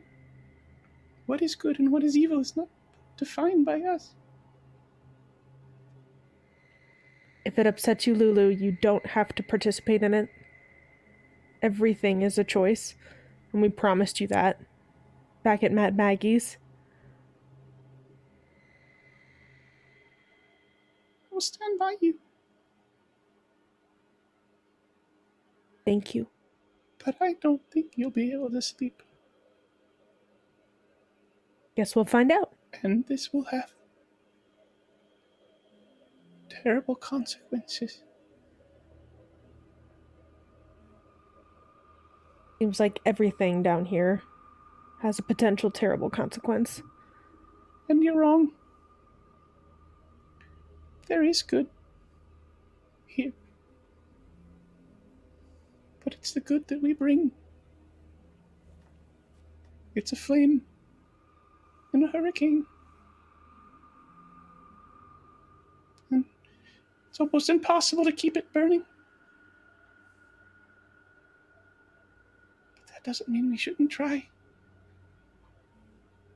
She walks away slowly. And Persephone has nothing to say to that last bit, but she looks really sad. This exchange has a significance that you can't quite put your fingers on. There was some exchange of power behind this exchange of words. Jax, What? do you have anything that you wish to? Yeah, he tries to use his new found powers to communicate with Shura, but obviously it doesn't work because he can't Doesn't see work her. too far away. No, she's not. Well, he just can't. If she was there and then moved away, then it would work. Right. But you have to see someone to do it, and he's just trying to. He spends time sort of trying to mentally communicate with her, like he's have been with everyone else. That's what he's doing, sitting there for her. He'll get bored now and again, walk out and look out what Smiler's doing as well. All right. Smiler is high aloft. Yeah, he goes up. You wish to climb up, find him? So you climb up, up and up and up, and eventually your head moves above this fume of mist and steam that is coming up from the bottom levels of this rectifying fortress. And you see there's a spire sticking on top of the rectifying fortress. Just this sort of very thin, and it gets thinner and thinner as it gets to the top. And at the very top of it, sort of leaning against it with one foot on a peg and the other one sort of crossed over his knee, you see Smiler the Defiler. And you look up and the sky is vibrant blue with white clouds. It is gorgeous. The vista extends all the way down to the surface of Avernus, which is its typical familiar shade of ruddy sand rock. And you could still make out the field of the flame spurts that you came through. So the surface of Avernus has not changed whatsoever. However, the sky, beautiful. Is he quite a way away from then? Is he, or was he? No, where you climbed up, you see the spire. You can just keep climbing up and you'll reach him. Yeah, I'll keep climbing up. Well, hello. Jax, isn't it? Oh, it is. Welcome. It's very pretty. Thank you. Little trick that I do helps me keep my sanity. Allows me to change the appearance of things. Unfortunately, the reality is still there. But at least we don't have to look at it. Can we see Elturel from here? Elturel. Well, I believe the Styx is that way. I certainly can't see it. Can you? A perception check. Come on. 23. 23.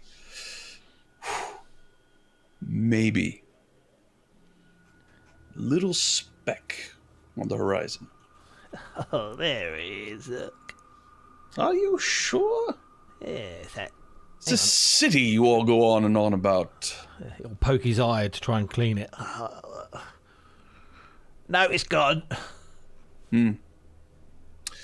Well, Too bad for them. Well, we're going to save them, but we got to find a sword. Well, there's plenty of swords around Avernus. But I take it this one is special. Yeah, it's Ariel's sword. Do you know where it is? Say. Wait a minute. You are looking for the sword of Zariel? Yes. Is it? The sword that she bore as a celestial? Yes.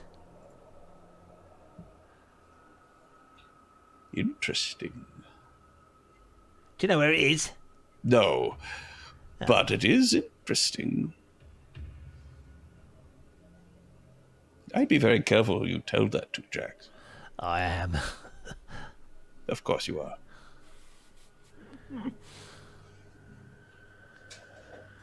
What are you looking for? At any rate, I certainly don't see any signs of anyone coming. I could stay up here quite a long time, but I will need someone to relieve me eventually. Do you care to do that? Well, sure. Well, not now. Rest, eat. Is the least I can do based on all of the fighting that I missed. Oh. But let me know when people are wanting to plan. Do you want a rat kebab? Yeah. Sure. Very nice. Hmm. Ashy. You don't say. They're magical, though. You know, you really should. Well, you did, didn't you? What did you think of Infernal Rapture? Oh, it was lovely. It is lovely. Listen. Next time you go there, you should ask for Jalsika. Oh. Hands like you wouldn't believe. Trust me. I won't rub my feet again. Oh.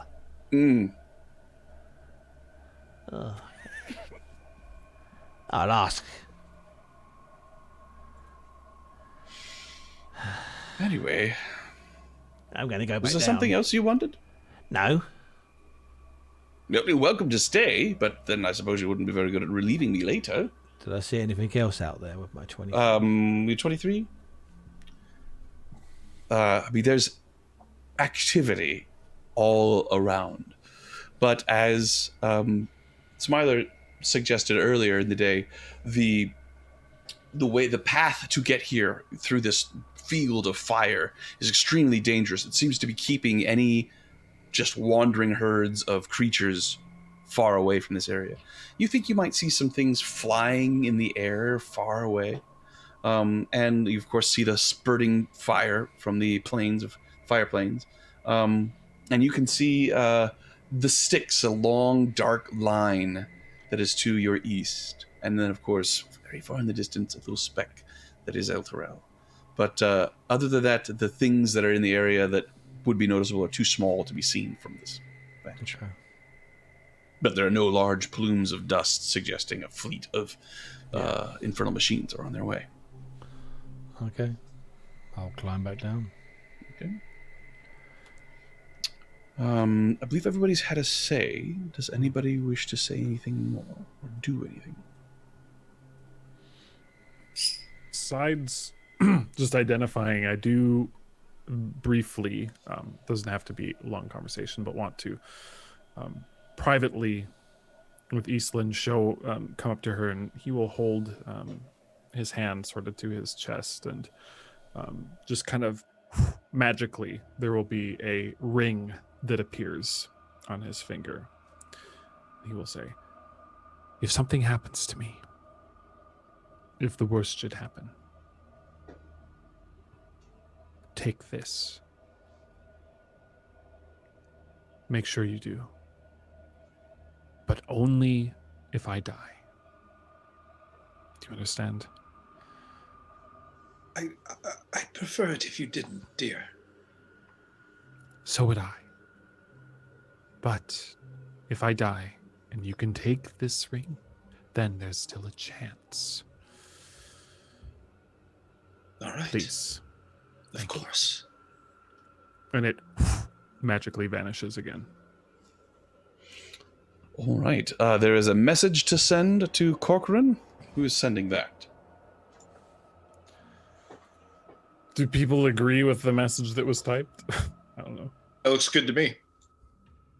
I didn't see it. Where was it? Last word and all. In chat. Would somebody care to read that aloud?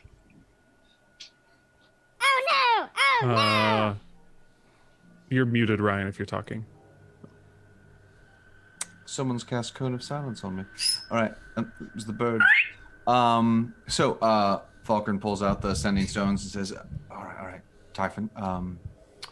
Found adamantine rods, immensely cold interior, kept cold under lock. Purpose? Fighting powerful necromancer soon. Must capture alive. Advice? Have advisor. Amanazro. Familiar?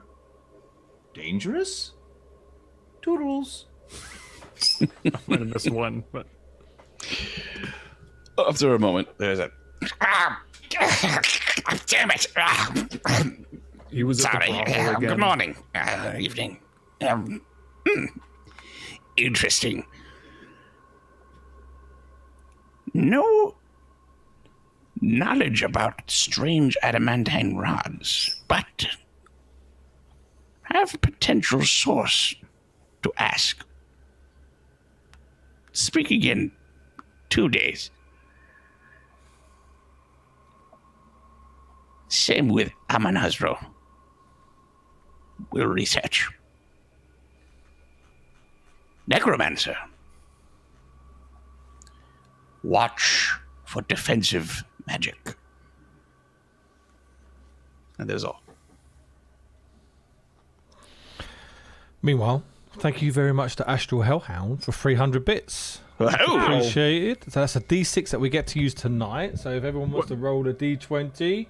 Well, we have a chance. I was going to say, we only have I don't 20 know. minutes left. Can we save it for next one? Oh, we can save I will we can allow save- it. We'll save it for next week, yeah. All right, okay. We'll allow it. If you want to hold off on rolling, or do you want to... We're already rolling. We're I rolled already an 18. rolling. We can award it now. We can award it Excuse now. me. And looks I rolled a like 3, so you're welcome. Ooh, Typhon. Oh, well, I rolled a 4. I rolled a 19. Oh! Nice.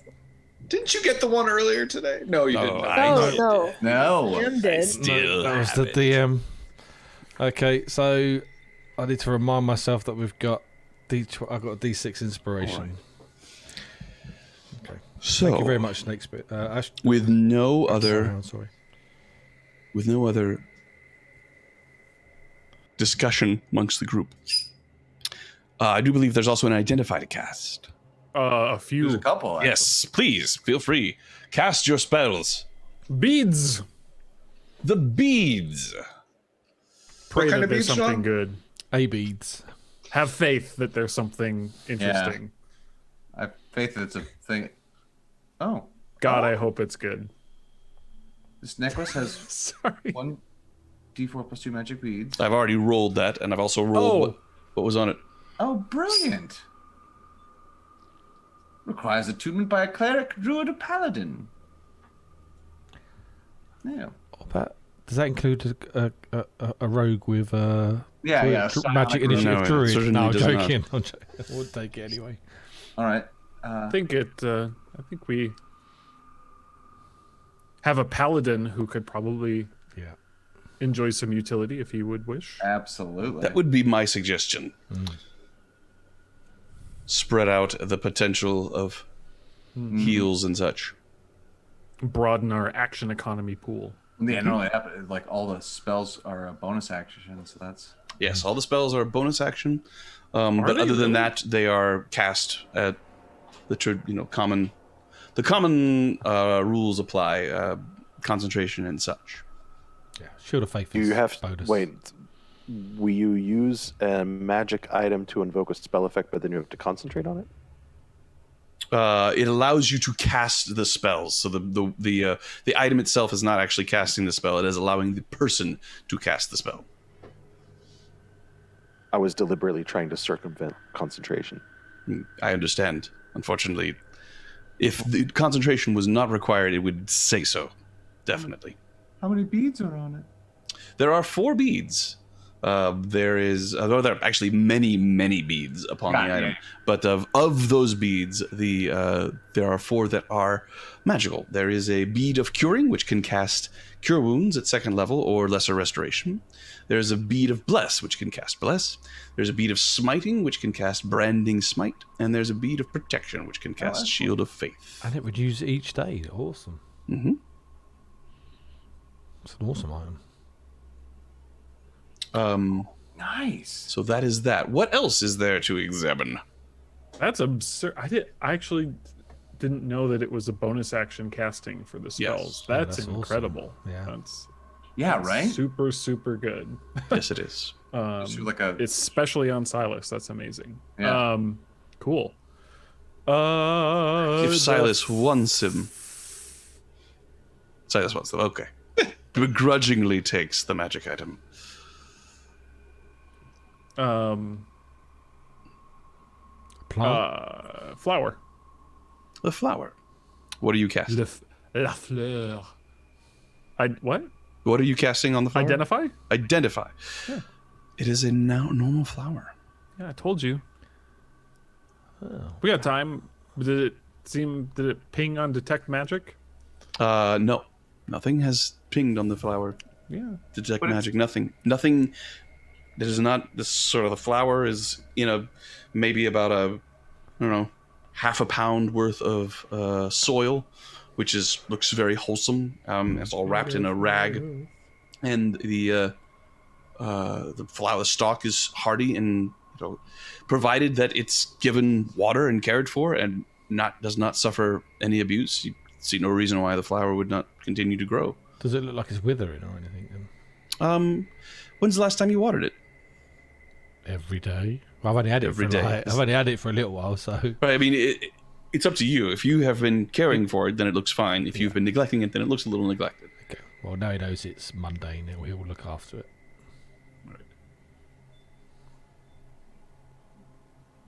Is that it? Do we have anything else to? We had some other stuff, didn't we? I think that might be it. yeah, right? All right. What are your sleeping arrangements this evening? I've got to relieve Smiler. I asked him if he knew where the sword was, but he didn't. Should definitely have a watch. Yeah. What did you just say, Jax? We're looking for the sword. You told Can't. Smiler that we were looking for the sword Well, of he's our Zavia. friend, isn't he? No, dear. No. No. And it's more to the point that people are watching Smiler, Jax, and he's not subtle. In the same way that, like, I can't stealth check, he can't shut up. So. Oh. Well, do we know where the sword is? Not yet. Yes. Nope. I don't get that. It's like a yes, but you're shaking your head. Lulu is trying to remember. No. My memories took us to the wrong place. Right, Lulu. Hopefully we're on the track to find someone who knows where it is, but it feels like we're on a bit of a detour. Well, I tried asking to see if someone knew where it is. Well, that's The kind of what detour we're is doing. worth it to help a friend, right, Lulu? Yes. She looks at Persephone. I think you all might be making a very big mistake. What is your concern, Lulu? Well, I like you. And I like Rhimb. And I want everything to work out, but if you take a soul, even a soul from someone who's done terrible things, and condemn it to eternal torment, then you're lost. What about Doesn't it net to null if we release a soul from the same coin? This isn't math. Typhon. What's math? Right. But Lulu, what if the person that we trap would have gone on to destroy many other souls? What if we are stopping destruction in advance? You can't see the future. There's no way to justify this evil. Not really. Do you think it's better that we all drop dead in a day then, instead of doing this? Of course not. Well, there lie our options.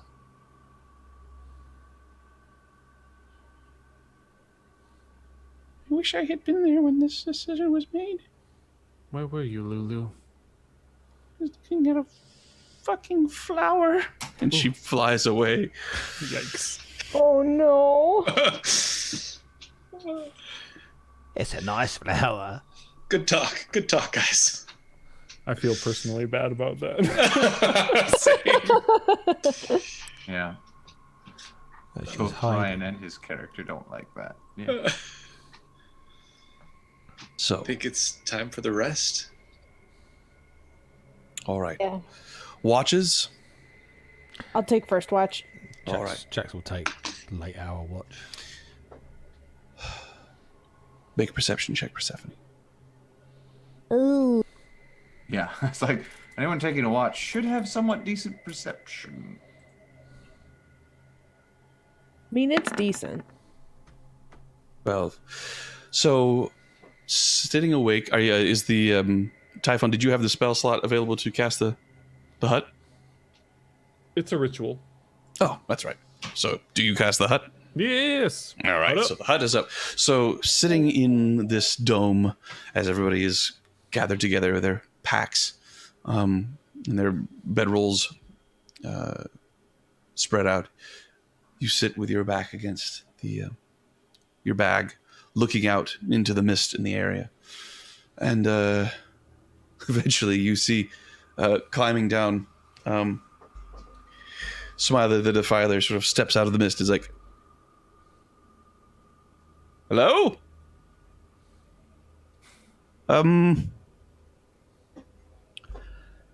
I'm sorry, are you all in there? Hey, stop it. They're asleep. Sounds lovely. I don't suppose I could come in. If you keep your voice down. Absolutely, yes. By the way, there's some creature walking around out here. Are you aware of that? Point it out. It's right over there. And you see a huge, menacing shadow just sort of moving in and amongst the mist, sparks sort of shooting out behind it as it menaces over the hut and comes into view, and it is the gnoll that you saw before. You see drool running from its mouth as it's gnawing on a forgotten bone. Just... My plan was to allow Smiler to come in if he wanted. But Oh, I just invited him in, so he's good.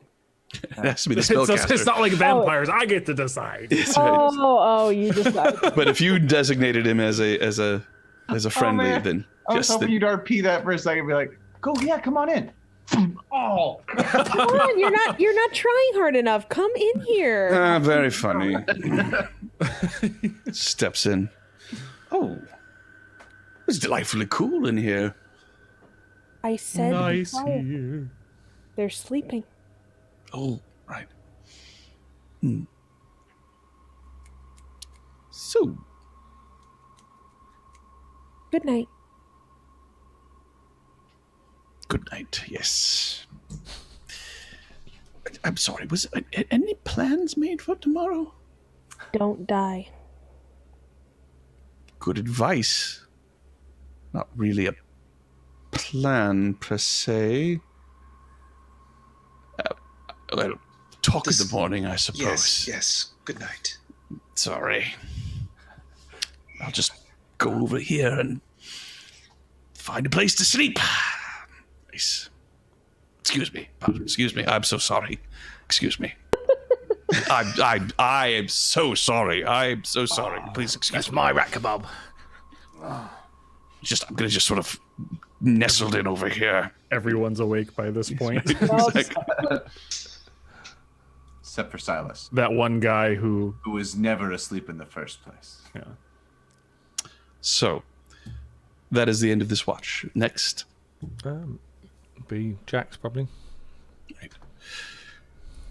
Jax, do you plan on going to the spire to keep watch? All right, so you step out and you climb to the top and you look out on the vast fields of Vernus. And now that Smiler has descended, the illusory sky has vanished with him. And you can see, same as it ever was, the dull red glow coming from the horizon that sort of casts a ruddy shade over the sky.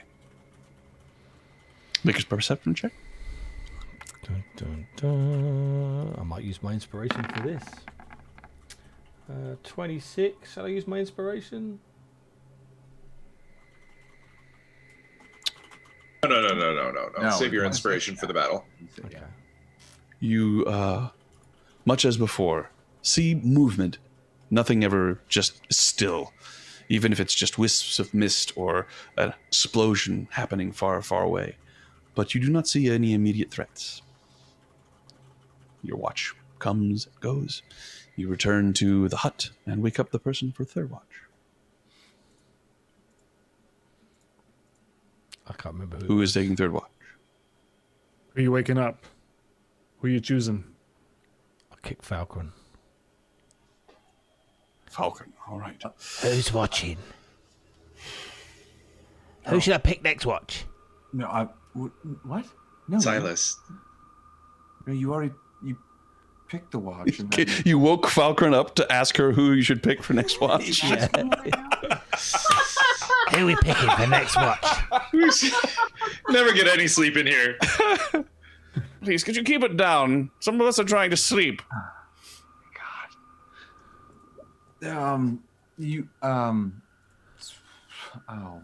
I don't know, Jax. Let me ask Silas. Okay, ask Silas. I'll go and nudge Silas, Silas. you are awoken by Jax. Who should we pick for watch next? Silas, The paladin. do you want to join me for watch? Yes. Good. Oh, you might as well. Now you're both up. Yeah. Good night. How that happened. So, Falkrunn and Silas both begin a watch together. Make perception checks, both of you.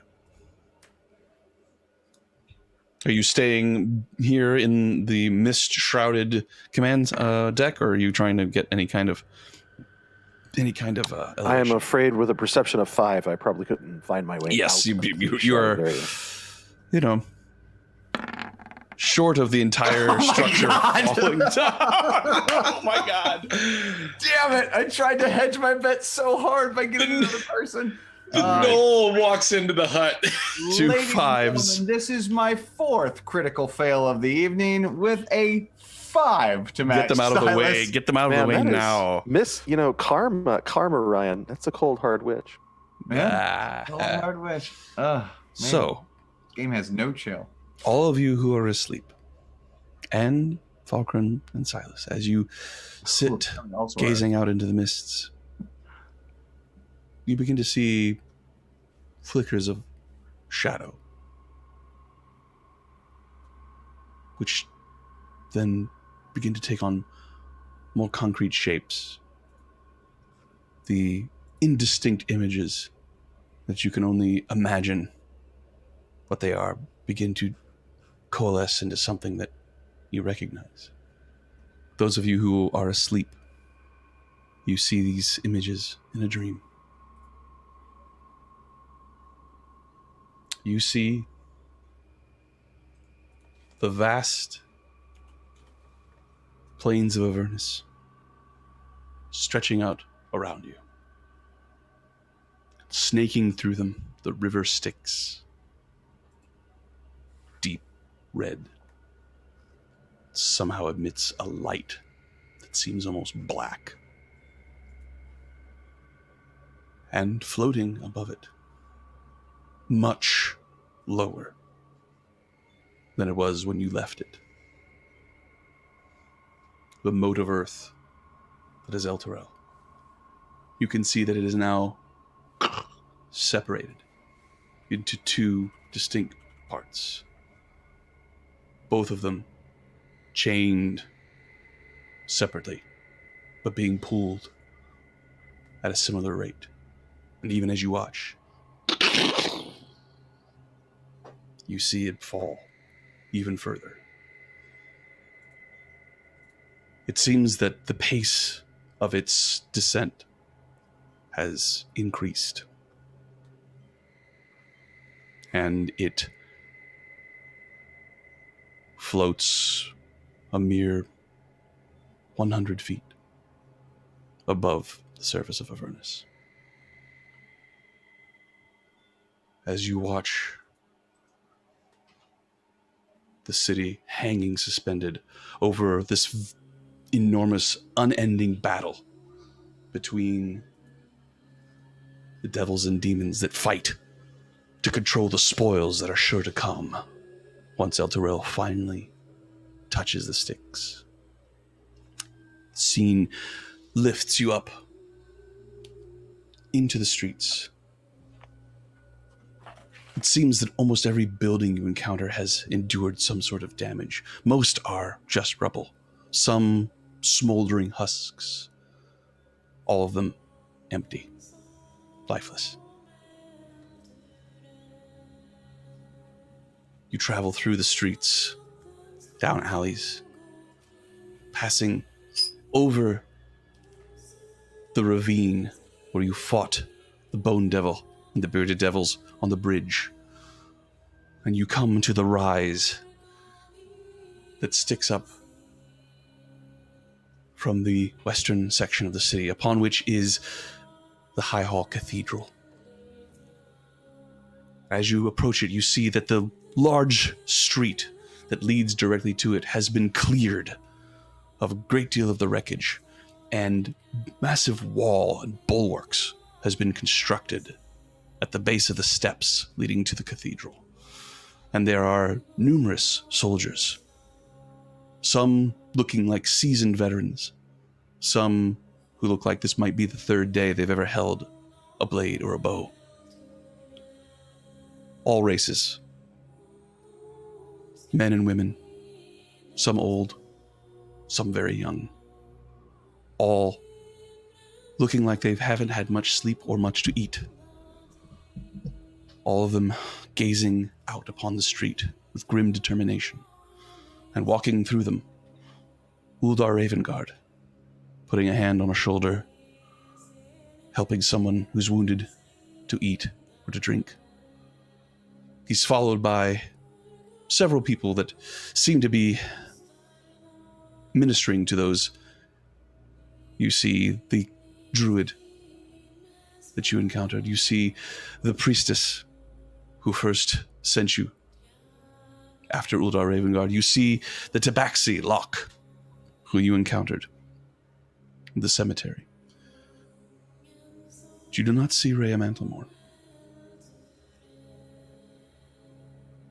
The scene shifts again, moving inside the cathedral. You float over the massive hand, the symbol of Torm. And it glows for a moment, as if guiding you. You sink into the depths of the catacombs, and you see Rhea looking down upon the tomb of the unknown warrior, holding this massive greatsword. She looks at this body preserved by magic for decades and decades and decades, marveling at the fact that the face that she looks at resembles her own so much. She closes her eyes and then looks up with a resolute look and begins to march up the steps. She makes her way back into the cathedral. She climbs the staircase leading up to the choir loft, and then onto the balcony, where she stands overlooking Elturel, city that she swore to protect.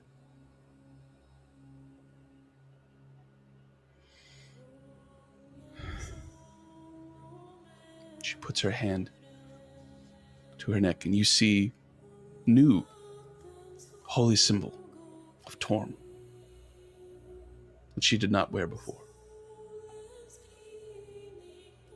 And you can hear her words, barely spoken aloud, but you hear them as clear as a clarion bell. For Torm, for Elturel, and for the Hell...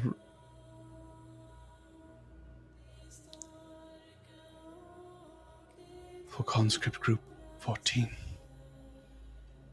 She lifts this blade and brings it down onto the stone in front of her. There's a massive crack, and a beam of light lifts up from it, shooting into the heavens, parting the black clouds that hang over Elturel. You swear that you hear a groan come from the armies below. And as the light recedes, and you're able to see once again, you see lying lifeless on the balcony of the High Hall Cathedral, Rhea Mantlemorn, and a massive greatsword driven all the way to the hilt into the stone, and from it an enormous chain made of light spiraling up, up, up, up to the heavens, holding Elturel in place to give you time to complete your quest. And that will be where we end tonight's session. Oh.